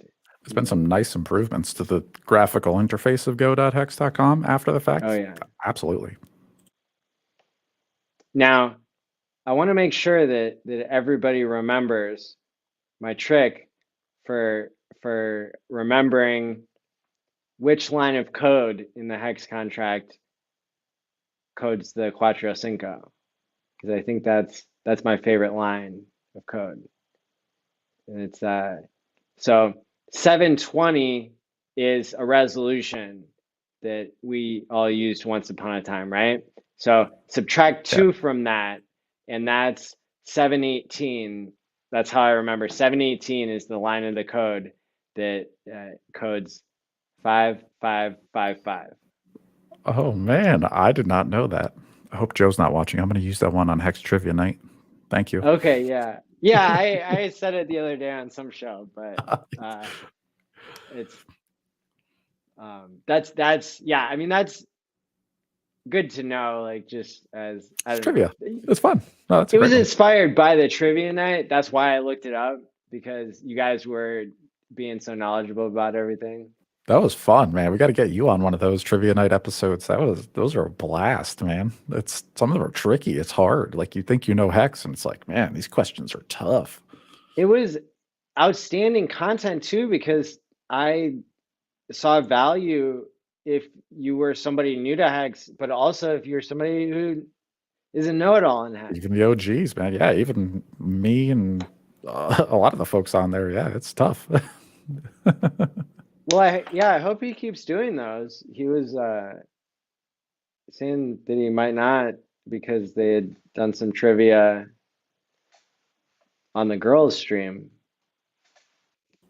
Oh, I think bummer. he Why? canceled it for tomorrow. Oh, it was supposed to be tonight. Me and you actually stole the time slot, to be Tonight. honest. It's Yeah. Saturdays. Yeah, that's right. Yeah. It would have been right at 10:30. So me and you are here instead of trivia. Okay. Yeah. All right. So Yeah. So we might be good for next week, unless you're trying to make this one of your spots. Which it's all I good. don't believe in spots. I also want Yeah. to True.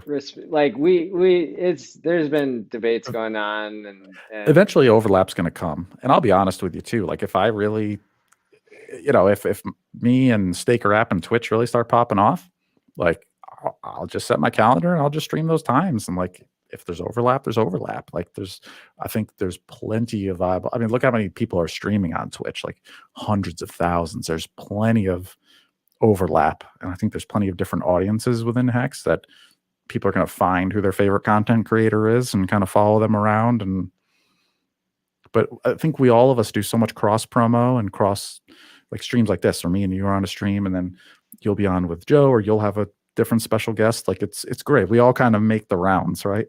Yeah, yeah, and I think, like I'm getting value from talking to you because you're knowledgeable in so many areas. And another thing that I want to work on too, though, is like streaming with people outside of the Hex community. Like I would, you know, we should all, those of us who are interested or can, like, we should be doing both, I think now. And so, especially for those people outside of the community, they might only be available at a certain time. Like that's what Yeah. happened earlier this week. Like I streamed over, other people who had been trying to not overlap with each other, but it's like that's when the guest was available, and Yeah. You gotta do what you that gotta do. got like more views than anything I've done other than the conference. Wow. So there you go. So That's yeah. like Don't be that's good shy. for Hex. That's Like great for Hex. Definitely. um and tonight, like the reason we chose this time slot was because, like that's when your kids would be going to bed and like that's when you're available. Yep. And Perfect timing. Yep. So I mean, I completely agree with you. I think yeah. as things really pop off, yeah, there's going to be overlap, and that's okay. There's always VODs, there's always replays. You can always watch it later. There's more Hex content than any of us can consume at this point. Yeah. Yeah. And I know Biffin said it. He was like, it might not be too late to get into Hex, but it is too late to consume all the content that's being created. Pretty much, unless you're a sicko like me. I watch all my YouTube videos at 2 times speed, which I know some people it bugs them Ooh, out and they can't handle the noise. But I watch twice as many videos as most people do normally, and I just crush them. I And I gotta get love it. into that. Dude, it's the best, man. Like 2 times speed. You can still understand them. I could hear them just fine. And then I can like I feel like I'm Neo in the chair when he's downloading like the training. He's just like, Oh oh, yeah. I just download that info into my brain as fast as You I know could what pump I it in. do? What do you I do? listen to two streams at the same time. Like Oh, dude, it's like it's an issue for my brain, but it's like that's hard mode, man. That's if there's hardcore. two people streaming at the same time, like I'll do it. Yeah. Yeah, what was I like it's I not everybody wants to do that, but that happened last night. Um, yeah, there's like Cabana and the Ladies of Hex. Yeah, it was like double time, and I had one on one monitor, one on the other. Dude, that was a challenge. You actually pull that off. That's impressive. 2 streams at once. yeah, Wow, yeah, I do that like wow. but My- I need to try to because like I'm always learning about stuff from other people in Hex. It's like, wow, that's definitely the better way to do it. Like the whole MetaMask swap thing, like, you know, yeah, it helps when you talk to other smart people and you compare notes, then you totally. learn and grow. That's all I do. Honestly, my only thing is I find the like Richard, like how he says he loves the best of everything. It's like if you like the best, well, then you'll like what I like, and if you don't, then sucks to be you. I think I'm the same way, but with information and YouTube and online. Is I listen to the best minds and the best opinions and the smartest people on the planet, and then I just take the summary of all that information, and now I have it in my head. So I've got a little piece of Richard Hart in my head. I got a piece of Max Kaiser, and Tim Ferriss, and Elon Musk, and you name it. The name goes on and on and on. I listen to lots of people, even some that disagree, because that's how you get all the different perspectives and all the information. And I just take all that and I just put it all in my head, and poof, here I am. And that's the only reason I'm able to know what I know is because I just try to I look for the best. I want to listen to the best, and that's what I do. Absolutely. Yeah. I really appreciate talking or like listening to people, yeah, like who are great minds, in whatever they do, right? Any field, Um, exactly. You want the best. You want the best information. Yes. and I see a comment from Togo, who's I believe the creator of hexstreamers.com, which is an Oh, outstanding nice. resource. For those of I've you seen that. who want to be as slick as I am, I went to my iPhone and I did the little share button on that website, and you can add it to your home screen, so it becomes a little app like that you can just pull up the website that way. As And soon as you pop it up, it just goes, it defaults to that page, right? yeah, it doesn't even go into Safari. It just like just pops up that page. And Nice. so it's really slick, especially how the site is designed with like the buttons there. And then it links to Joe's schedule as well. Is like one of the things that's HexLive.tv. pinned on there. Yep. And so you could see who's live, and you could see all the different places. You could see how many people are in each of the rooms. Oh, wow. So if you log down right now, you could see Mati Allin live on Twitch, on YouTube, and on D Live, and you can see how many people are watching in each of those rooms, and choose accordingly. And then so That's I cool. just like, oh, nothing's going on. Like, all right, boom, go in there, go directly to whoever's streaming in Hex. So yeah, we're loving it. Thank you so much for making that. The one thing that I wanted to check in with you about was there's a link on there to something like to be able to like trade staked hex, and that I don't believe is possible, and that could be a scam that we might not want to link to on that page if we're going to use it. So make sure to get with us because I discovered that just a day or two ago, and I wanted to point that out to you that that would be something to avoid is going to a site like that. And I already Yes. like Silver the Antidote Junior it and looked in the wallet, and it looked like nobody was messing around with it yet. But Okay. Because that does not sound legit at all. You cannot trade your stakes. Once they're staked, they're that's what, gone, yeah, man. it's You ain't called. trading nothing unless you're giving somebody your wallet. You ain't trading nothing. It's But Hex Bay transferable stakes, so that's not possible. no. If somebody's trying to make something like that, who knows if they have good or bad intentions, but that's not something we want to mess around with. Yeah, we're gonna have to frown upon that one, sadly. So thanks for the donation, BG Hex. Cheer. Heck yeah. Thanks for the bits. So yeah, and that's that's I just want to know more about what's going on there because I mean we even touched on that earlier in the stream about Hmm. that issue. Because I thought about that originally of making a business of preloading hex wallets, pre-staking it, and then selling the wallets later.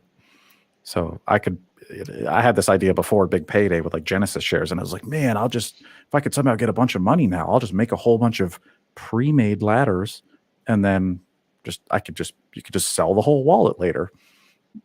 Yeah, I don't think there's a real market for it yet, and I think it's more fun for people to do it themselves. But with the Gnosis safes, theoretically, it opens it up to some kind of action like that, where you could pre-make Gnosis safes, pre-make stakes, and then sell control of the Gnosis safes. Yeah, I I like loaded them onto physical coins like to gift to people. Those were cool, Um, by the way. Those Ethereum silver coins with yeah, the those are cool actually. I would love to see a hex branded one, kind of like the coin behind me. Oh man, those would be awesome. I was talking to Motley about that, but he was like, "Oh, I don't know about those. I don't trust them." And it's like, but you can put a little bit of hex on there, and it's like, it's Physical hex. real. You can hold it in your hand, Yeah. and you And don't I have think to it's put made a of whole silver. lot on there or anything. Totally. And it's So staked, so like who cares? Like they can't even do yeah, anything yeah, with it anyway until it's yeah. ready to release it. I've talked a lot because got into those in 2017, and the guys who make them actually they made the logo for Bitcoin, the original one, What? Wow. Okay. and so That's they awesome. like own the trademark for that, um, and Wow. back from like 2012 or whatever, and with like the circuit board, yeah, of course everybody knows the Bitcoin logo. Yeah, yeah. Um, and so they've been around forever, and that's it's not saying that you should trust him with all your money, but like, you gotta deal with it. They showed the Yeah, project to Richard in the Hex Crypto Dev Telegram chat 2 weeks ago. Um, yeah, be skeptical. Um, it it sounds well, like it's not ready really to be presented to the community um, yeah. when Richard has been so clear in the past publicly about the fact that that's not a possibility. And It's then, probably OTC, which is just like you can just go to the Telegram. I think there's like a Hex OTC channel if you want to do OTC, over the counter trading. yeah, but I looked at this HexBay website and it's saying that you can trade staked Hex. So that's not, Super suspicious. yeah,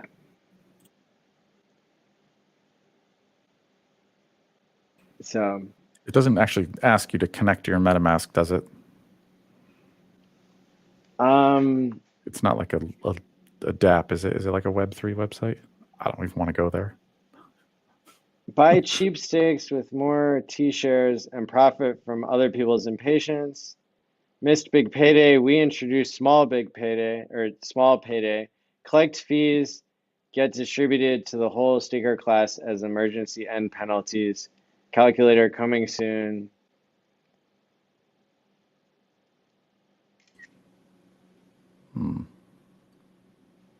Seems suspicious.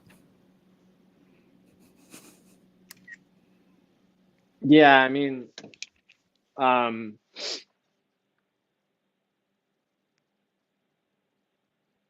says, yeah, Yeah. Either way, we'll see what happens with it. Whatever. That's no expectations here. that's only trading stakes created in their system. That would be not real hex. So that's not. If they wrote an article on Medium, that doesn't mean that it's legitimate. Um, so Yeah. Either way, we won't speculate about that kind of add-ons. well, yeah, there have been plenty of scams in Hex before, and it's good to, Or layer 2 games. Yeah, it is good to make people aware of that. Yeah. And yeah. even like, some gentlemen who will remain unnamed of BitConnect fame who've been in the community and they've built games on top of it, and it doesn't really add any That's who's value. dumping on our heads now and in God the damn it. past is It's like, people who bought the coins for cheap because they yeah, were selling them for cheap, and it's yeah, that's not really yeah. They're playing games a like good use. timing games on top of it. That does not help the community at all. That just enriches the founders of the game. That's all that other stuff does. No, you want Yeah, I just your mean, one of the people who created it even said that he uh, doesn't like the idea of staking more than what, 3 months or something. yeah. I asked him why he doesn't stake longer than that. He said, "I don't think I'm going to live longer than 90 days." That was his answer to me. I was like, That's because there's so many people that want to kill him because he's ripped them off. Like, is that not implied?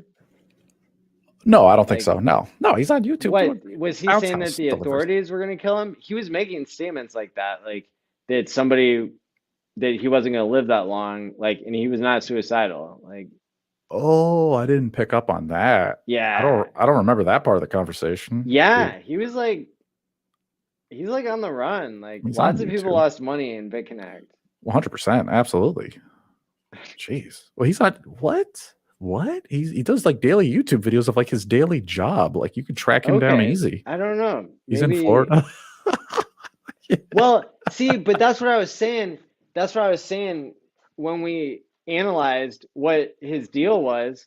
It seemed like he was trying to make a case like, oh, it's fine to not like your hex because people don't really need money. What are you going to do with money anyway? Like, he's trying to convince you not to stake your hex so that you could leave it liquid for the next scam he comes up with. This is probably it. This is probably the one. This is his next thing. Who Yeah, knows? because the other one, all I know is that just stole money from Hexicans. That's all it did. It just took their hex away. It's a shame. It's a shame. But that's okay. Stake Wrap fixes all this. And we have go.hex.com, which has been around since day one. So that's all you need. It's the tried and true. Yeah, thankfully, so many people in Hex, they're already staked. So Exactly. they, Yep. I don't even worry about that stuff. Not at all. yeah, Well, tomorrow, right now, I'm not 100% liquid, but tomorrow I will be. I promise. I'm going to stake it not all 100% liquid. staked.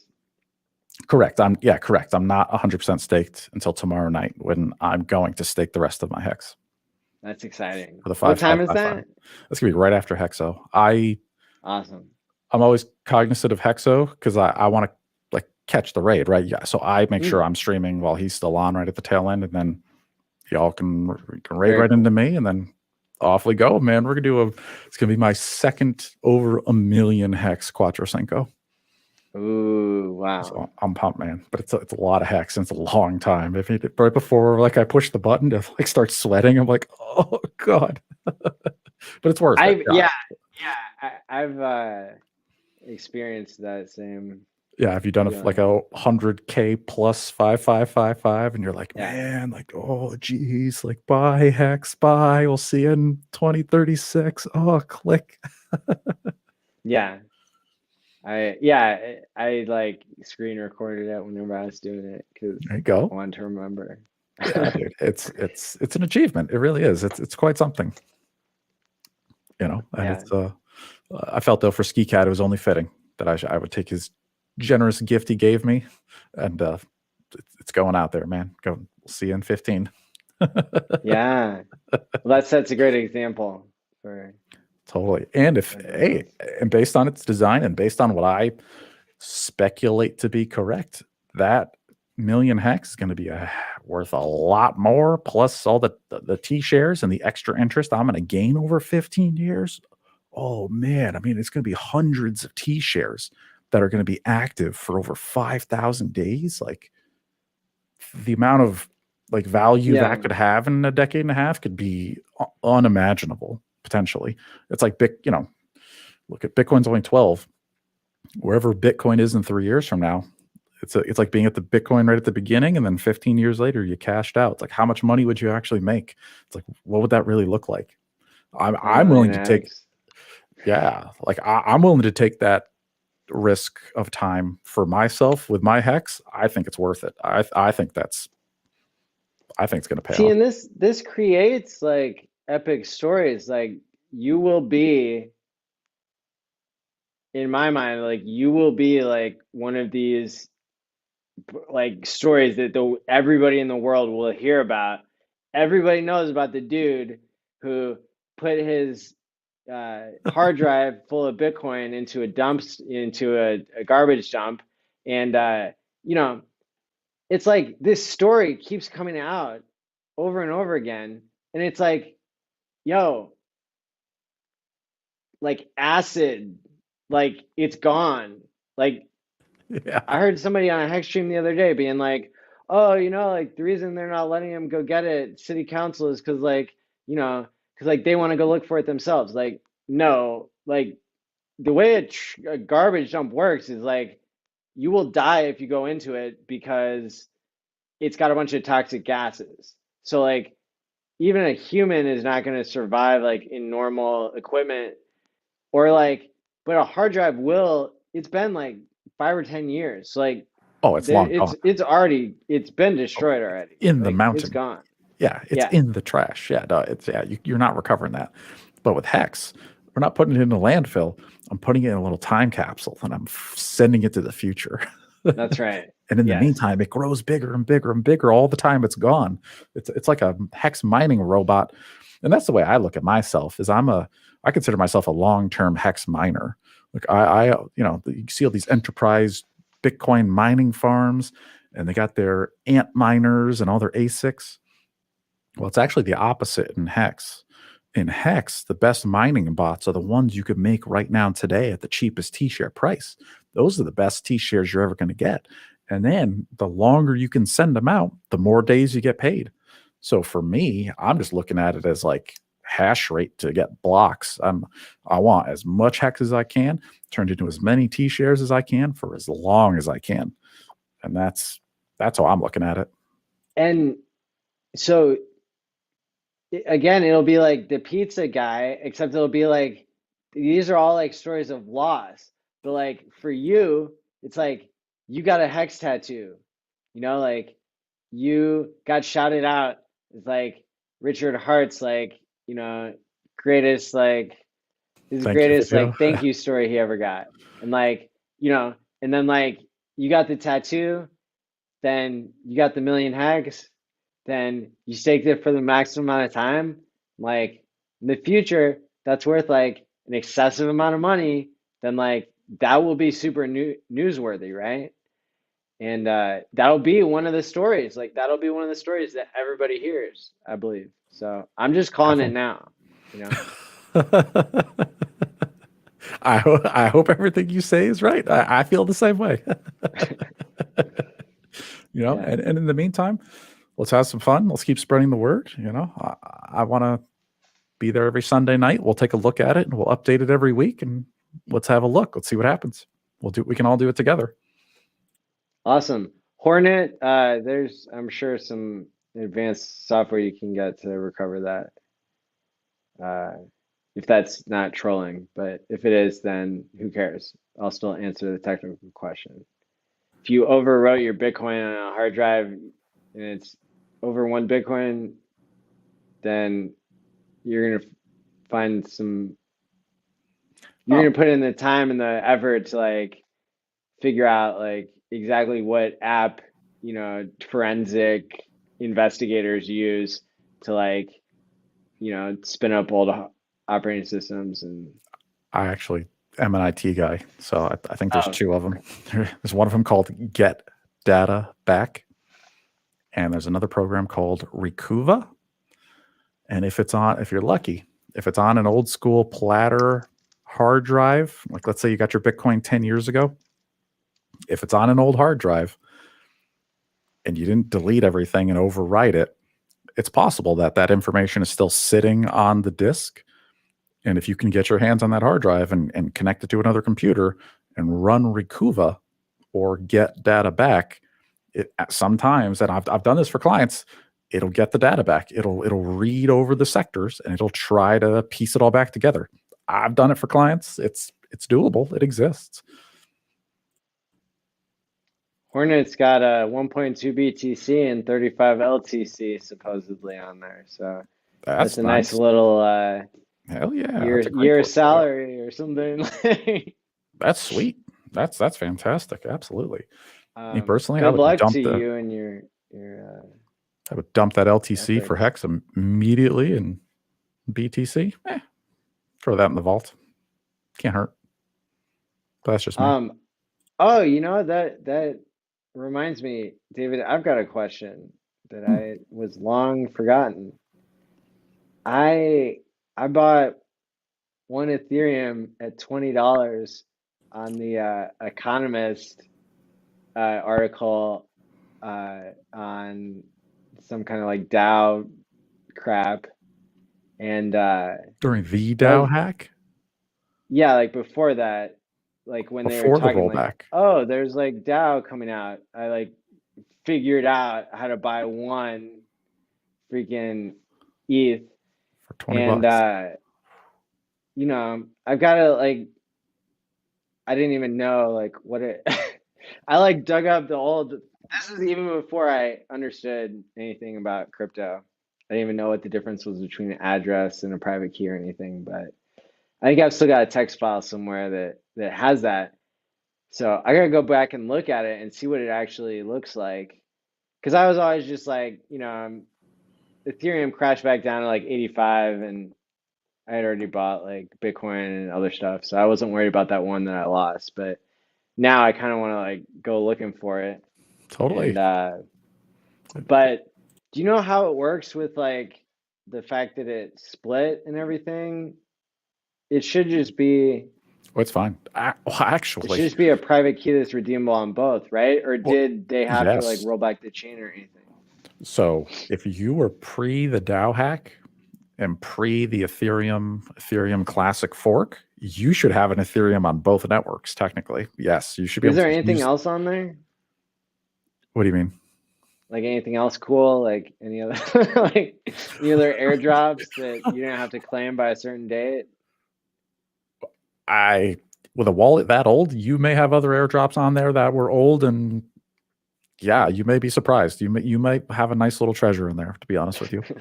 But I would definitely try if you've got the .text file with either the Yeah. old PK, Yeah, the it's old like the PK files. wallet.dat That's it. Yep. You should be able to import that into MetaMask and reopen that wallet. in MetaMask. Okay. Yeah, Yep. yeah. And then you can go to a Ethereum Classic wallet and try it there too. And you might be surprised. Maybe Ethereum Classic, that's probably a couple bucks. I wouldn't waste too much Yeah. time on that. But sure, I would try to pop that into MetaMask, Claim see what the happens. Ethereum first. Heck yeah, totally, dude. That's Yeah. wonderful. Wow. So even you've got the old Ethereum in a trash can story. I believe so. That's awesome. Now I will admit the pizza one, Hexologist. He did the first the first Bitcoin transaction was in New York City for 2 pizzas. He paid 10,000 Bitcoin, With and that with Bitcoin. Hex? No, that Oh, was Bitcoin, the original. I'm talking like 10 years ago. That was okay, that was yeah. that was the first Bitcoin transaction for like food or like a That's thing. right. And based on that, those pizzas were worth like 20 or 40 bucks. Each Bitcoin he gave them was like a third of a cent. It's like where Hex was like before the big payday. It was like 0.003. That's what he valued those Bitcoin at when he did that. Mm. And then Hexologist also bought some pizza like 6 months ago for Hex.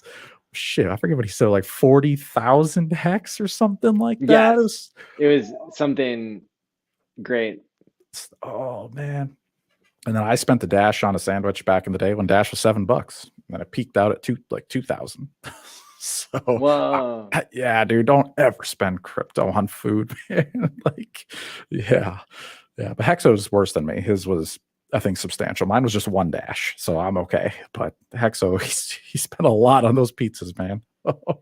Yeah, but it's like that's worth it. Like, you know, it's Especially on the like for the show. story, Yeah, you and he know, did it like live on YouTube. Like, that's cool. Like, yeah, it's history. It's making history, it you is know? history. Yeah. And yeah, because for Bitcoin's 10th birthday, maybe I commemorated the first Bitcoin transaction with somebody who was an acquaintance of mine, and I sent him Bitcoin, and he ordered a pizza for me, and Nice. that's actually how it happened. You can go back to the old Bitcoin boards, and you can see where the person was Laszlo or something. Like he was asking people like, "Hey, are you willing?" Like he's like, "I live in this area," and like I think it was somebody from Europe, or he was in Europe and they were in the United States. He's like begging, like, "Come on, like 10,000 Bitcoin, like just order a pizza from Papa John's for me and this and that. Like I want to make a real world transaction." Of course, they have him on 60 Minutes, like, 8, 9 years later, like bawling Yeah. his eyes out that it's $200 million pizza Oh or man. whatever it was, like for 20, because it was like, oh, like, oh, might as well do 2 pizzas and not just one, because why not? We're Sure. already doing the $50 like credit card fee or whatever. Totally. I That's so remember mining cool. back in my parents' basement. Man, I remember people telling me 10 years ago, like, oh, Bitcoin's not gonna be worth anything. I was in college. My parents, they had no idea. And, future wife didn't know it. I should have never listened to any of them, man. I should have had video cards everywhere in that damn place, man. They would have thanked me later. Oh. Oh, oh. You were doing it whenever it was better than just buying? Yeah, I remember mining in pools of graphics cards. Yeah, I remember way back. I remember Mt. Gox, and I remember mining. Wow. Yeah. I don't remember like you couldn't like there was no Coinbase. There was nothing like that. I remember when Kevin Rose, the founder of Dig.com, that's how long I've been watching like YouTube and stuff. Is like Kevin Rose, founder of Dig.com, interviewed Brian Armstrong. the founder of Coinbase, and he's like, Mm. "Yeah, I'm thinking about making like this like bank with like Bitcoin and like an exchange. I'll like buy Bitcoin and sell it to people." And we're all just like, interesting. All right, good luck with that, kid. Yeah, Coinbase, Brian Armstrong. Yeah, they got their IPO coming out soon. Like, Oh man, I saw him in interviews back when Coinbase was an idea in his mind. And like just like I saw with Richard wow. when HEX was an idea in his mind. It's like I've watched a Yeah. lot of it live, man. Live on YouTube, you see this stuff happen all the time. It's crazy. Wow, that's amazing.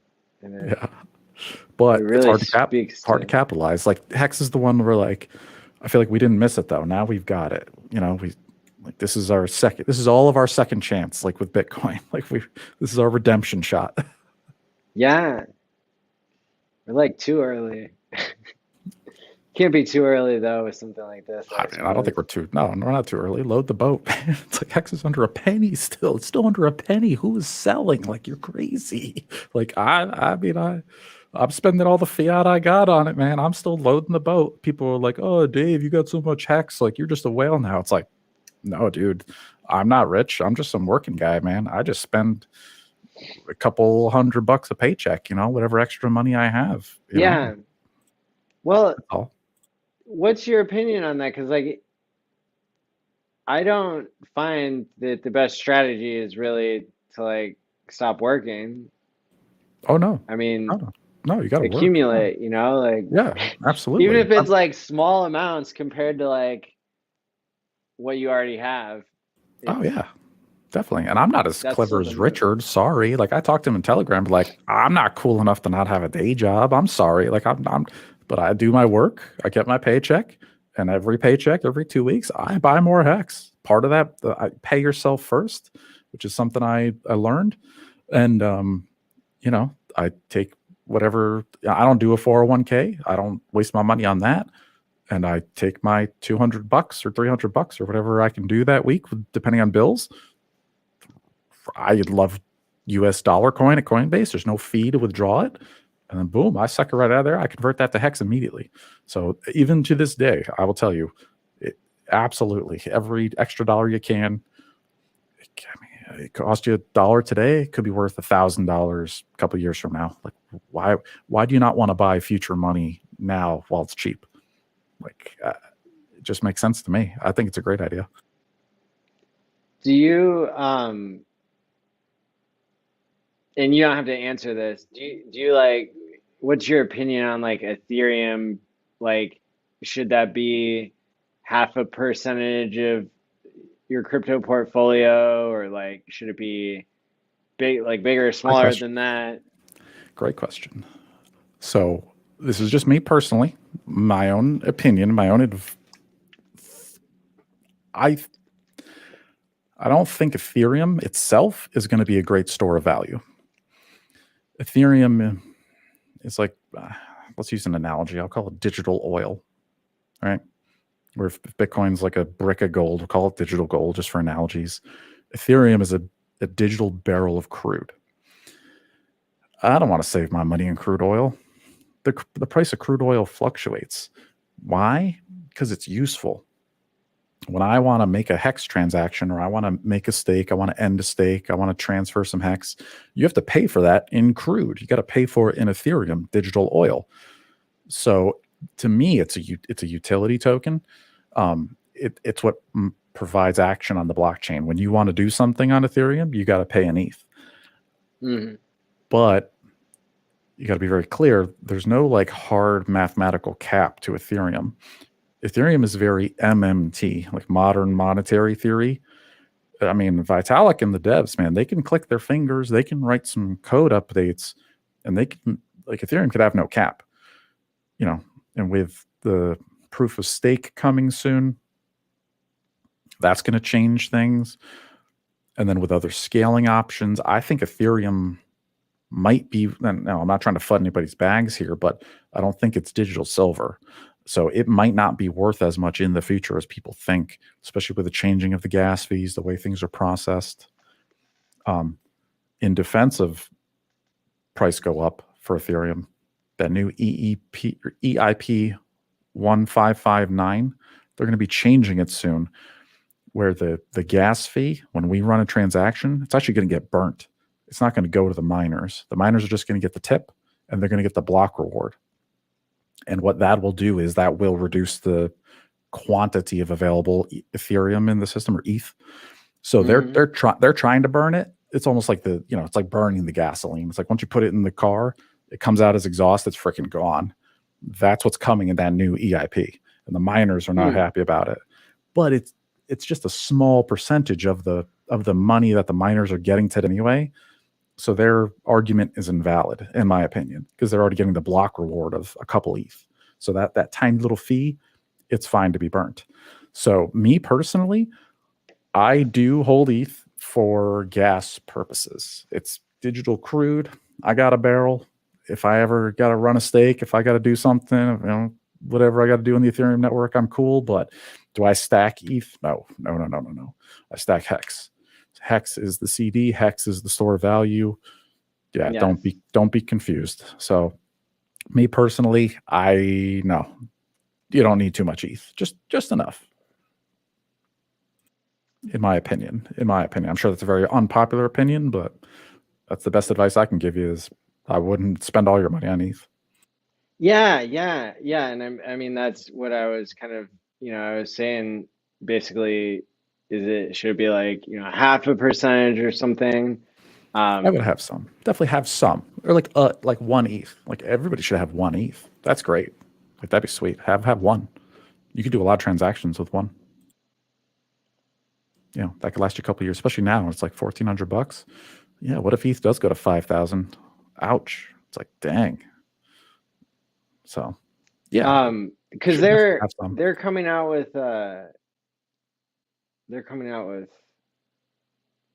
like CME futures on February 8th for ETH. Gross. I know. That reminds me of the 2017 top when Bitcoin crashed the day the CME Bitcoin futures launched. That sounds ominously horrible. Yeah, I've been asking people about that. Oh, I just found the picture I wanted to show. Yeah, that's awful. The CME's bad. People are saying like, Richard has said that he thinks, he pretty much still said, Bitcoin will go up more than the dollar. ETH will go up more than Bitcoin, and then HEX will go up more than ETH. I think that ratio is spot on.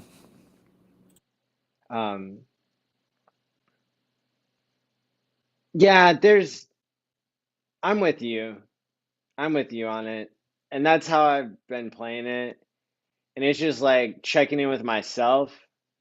It's like, bad Mati. Stop trying to build more work into something that was designed to stop you from working. Like, stop trying, like, play the game by like doing a stream and talking about how your emotions are messing with your head, and like, you think you need to be like making like, I was never a trader, right? Yeah, me either. Yeah. But, I mean, I had to prove to myself, that I could sell some crypto and get money out of the system. Like I did that with Bitcoin, here and there. And so it's, I'm definitely not the trading mentality, but I mean, like I've owned stocks over the years, and like I wish I didn't sell my Facebook, when it doubled or tripled or whatever, because it's gone up like a lot, more than I want to know. Like totally. Crypto got me into learning about trading, but there's nothing wrong with financial assets and utility. They're great. I even like to think I listen to one of the best traders in the world. He's on YouTube. His name's Gregory Mannarino. So like, I don't even have to trade. I don't even have to think about that or waste my time, because he does it twice a day in a 10-minute video. He does a pre-market report and a post-market report. That's all I got to listen to. And I know what's going on in the market. He literally predicts the future. He tells you what the Federal Reserve is going to do before they do it. It's like, wow. I'm all set, man. It's like games. I don't even waste my time with that stuff. I just outsource that to good old Greg. Yeah. That's good. That's good stuff. Yeah. Yeah, he's just Speaking of Greg, we got another Greg we're gonna show here on the screen. What happened to this guy? Poor guy. oh my.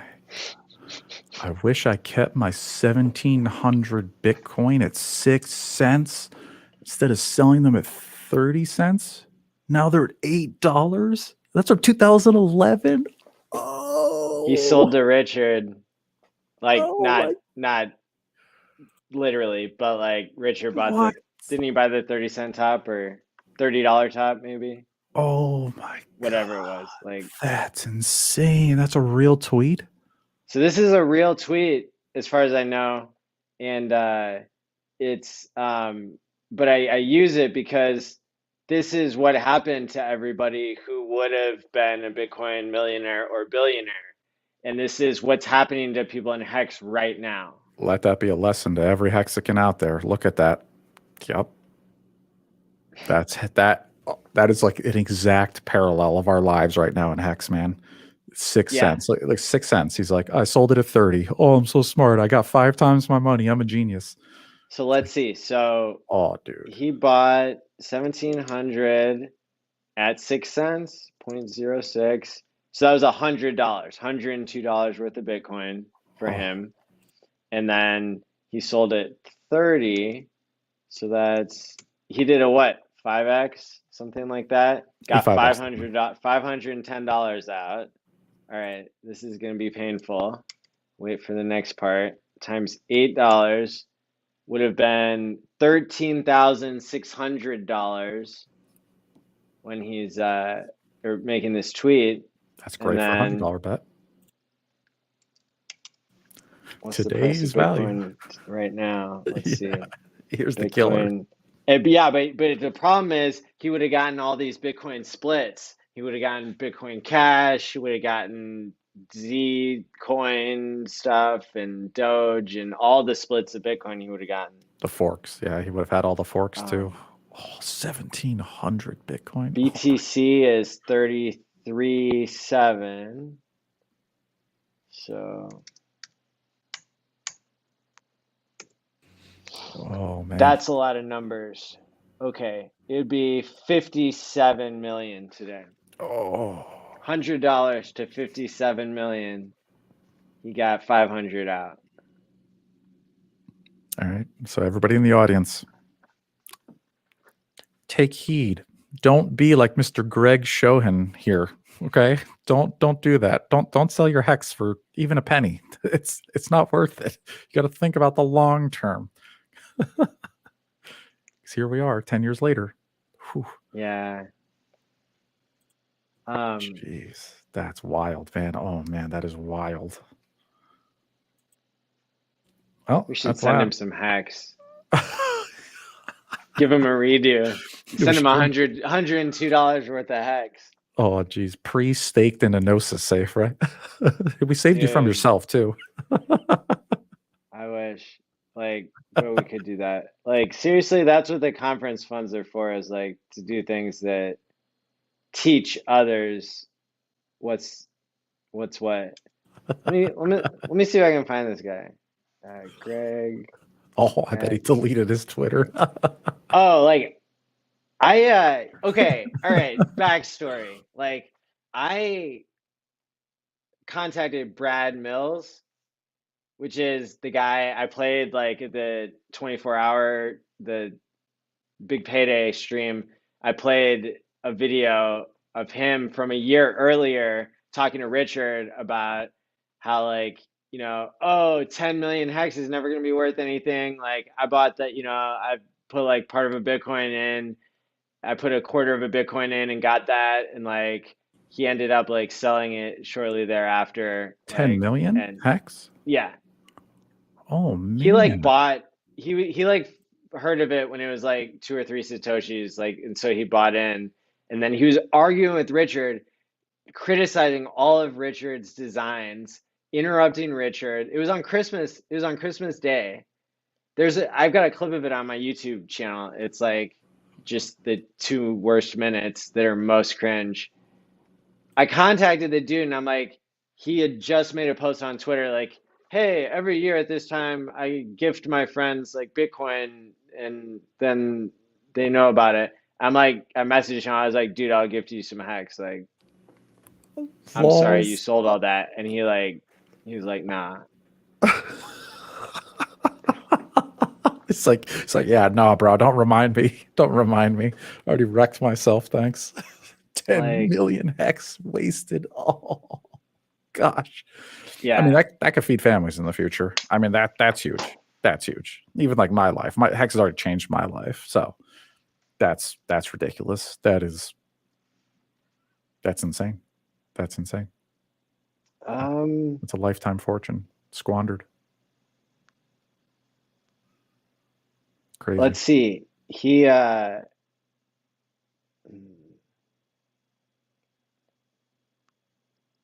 said, "I was wondering why I saw a spike in notifications. This explains it." And that was on November 24th. And he links to, let's see, Bitcoin. At Bitcoin tweeted a screenshot that it looks like I have. No, that's weird. It's af the day before is the screenshot that they have. So maybe he like tweeted it twice or something. Um, that's kind of weird. But let me see. I'm gonna bookmark that, and then That's pretty funny of you to troll him with kindness. Makes me laugh. yeah, I mean like, gosh, so he hasn't really posted I mean, He's probably pretty sad. I should probably- He's got a lot of I'm regret in gonna his life. uh, Jeez. yeah, he doesn't have Oof. like direct messages turned on. I'm not surprised. Joined April 2007. Wow. Wow. His Twitter account's older than mine. Wow. That's a I long wish time. I got into Twitter early. My account's December 2008. I joined Twitter. Wow. That I didn't use it until literally like this October.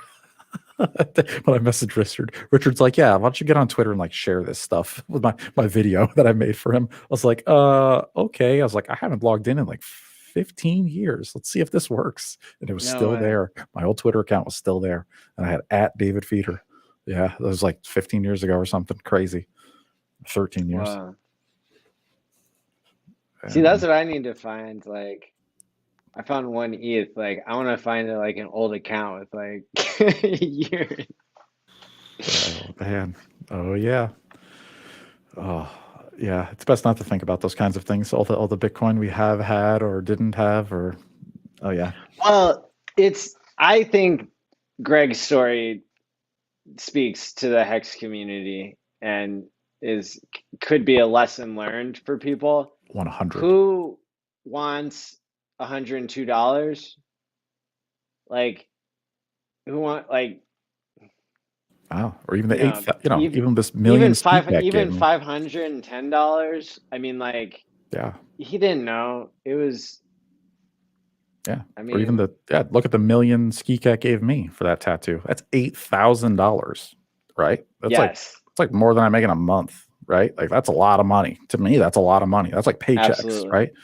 yeah. That's. But I don't want to be like that guy. So I'm going to stake that for 15 years, man. I'm going deep. I know what the future's bringing. Like, Yeah. I know how crypto plays out over and over. I've seen the pattern. I know the trend is up and to the right. So I'm willing to, uh, yeah, because it just makes it's a no brainer to me. So that's what I'm doing. So I hope that's inspiring to some people too. People like, oh, they think about that $100, $200 a paycheck. It's like, it's called saving for your future. You would put that in a 401k at your company and not touch it for 30 years and let bankers manage it and take care of it. Are you crazy? Like, that's insane. Me locking up a Yeah. million hex for 15 years, way less risk in my opinion. Good question, or like good point. Right? Um, Like, That's the craziest thing I've heard all day. Oh, I got a 401k with like $250,000 in it. And I max it out. I do 20% of my paycheck every week. It's like, what? Like, you're never gonna see any of that again, man. Like, bye. Like, oof, you just paid for your banker's college, his kid's tuition. Ouch. Yeah, yeah, you just paid for Janet Yellen to like speak at some Oh, rooms full of God. bankers that now they can influence the policy. Oh, that's right. So Ben Bernanke can take away your buy button in the Robinhood app. Thanks, guys. It's like, oof. It's sick. Come It's really on, Ben. Ben Bernanke. He's Oof. like, oh, I got a PhD where I studied the Great Recession or like the Great Depression. So, like He caused the now Great I'm Recession. I'm the best. Like, yeah. No, they're just bandits and thieves. That's all they are. But their time has come. It's here. This is it, man. This is the tide is turning. We're watching it happen live. Here comes the meme market.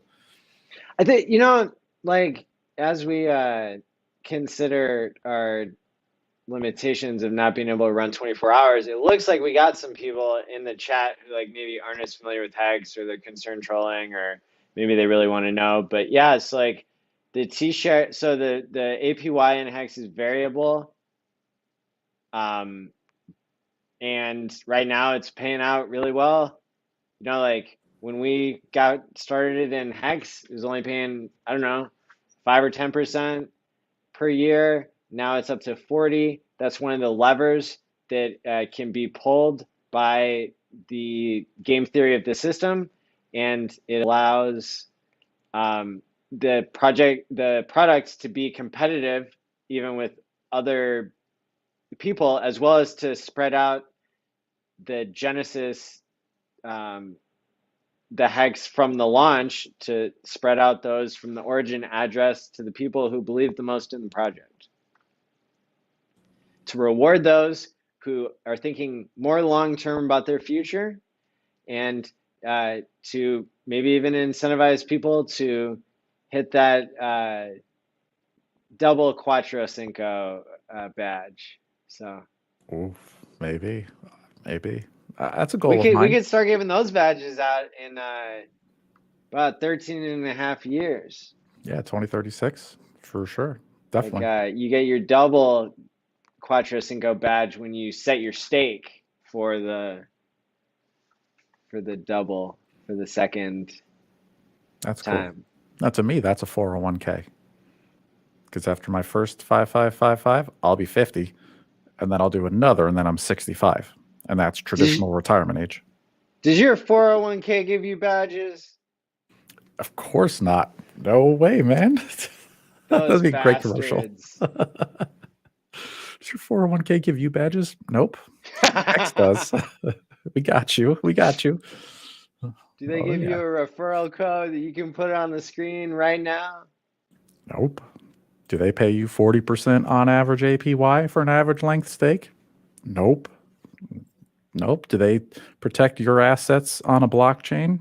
Nope. With no admin keys and an immutable smart contract? I know where I'm putting my money. Yeah. Do they stop you from selling into some sort of fear-based system? Right. I love FUD. that about the staking too, man. It prevents you from your own FUD. Because even sometimes I'll get fudded out. I'll be watching some bad news or some crazy stuff, Sure. or listening to Gary from Fudding Jim too long, and just not kidding. I love to joke on him because he talks about the dangers of the 555, and it's like, if you don't plan on making it that long, sure, I guess, but otherwise, I think in my opinion, to maximize your potential value, it's a great bet. Yeah. Like Coffee said once upon a time, like there's lots of games you can play in Hex. Which one do you want to play? 100%. There's a level for everybody. There really is. There really is. And I'll take that niche for everybody. I'll be that crazy 555 club. I'll be the president of the 555 club. How about that? I don't, although there's other whales out there who have taken 7 million hex and chucked it out there for 15. I mean, there's dudes who've done a lot more hex than me. Do you say what your distribution is at all? The average length. Yeah, or like, well, Yeah, yeah. in my dream wallet when I show it on stake, yeah, it's like 13 and a half years average length staked. Oh yeah. Yeah, it's huge. Yeah, I don't have in my dream wallet, I don't have any stakes under 7 years. I started at 7 and then I worked my way up. Nice, man. This is where I am. I would have done it differently now, but it doesn't show you the amounts.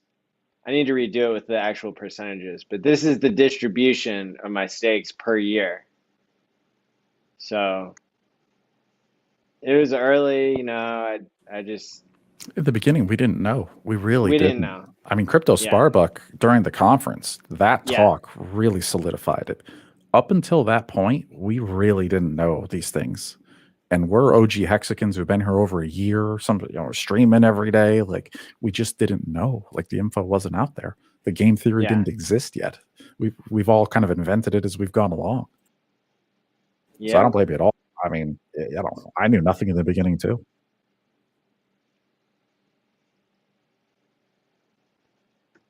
I am proud to say I had some coworkers who I free claimed on with Bitcoin, who they got their keys off exchange and they have a bunch of hex, and some of their stakes are still cooking, and you know, it's worked out great.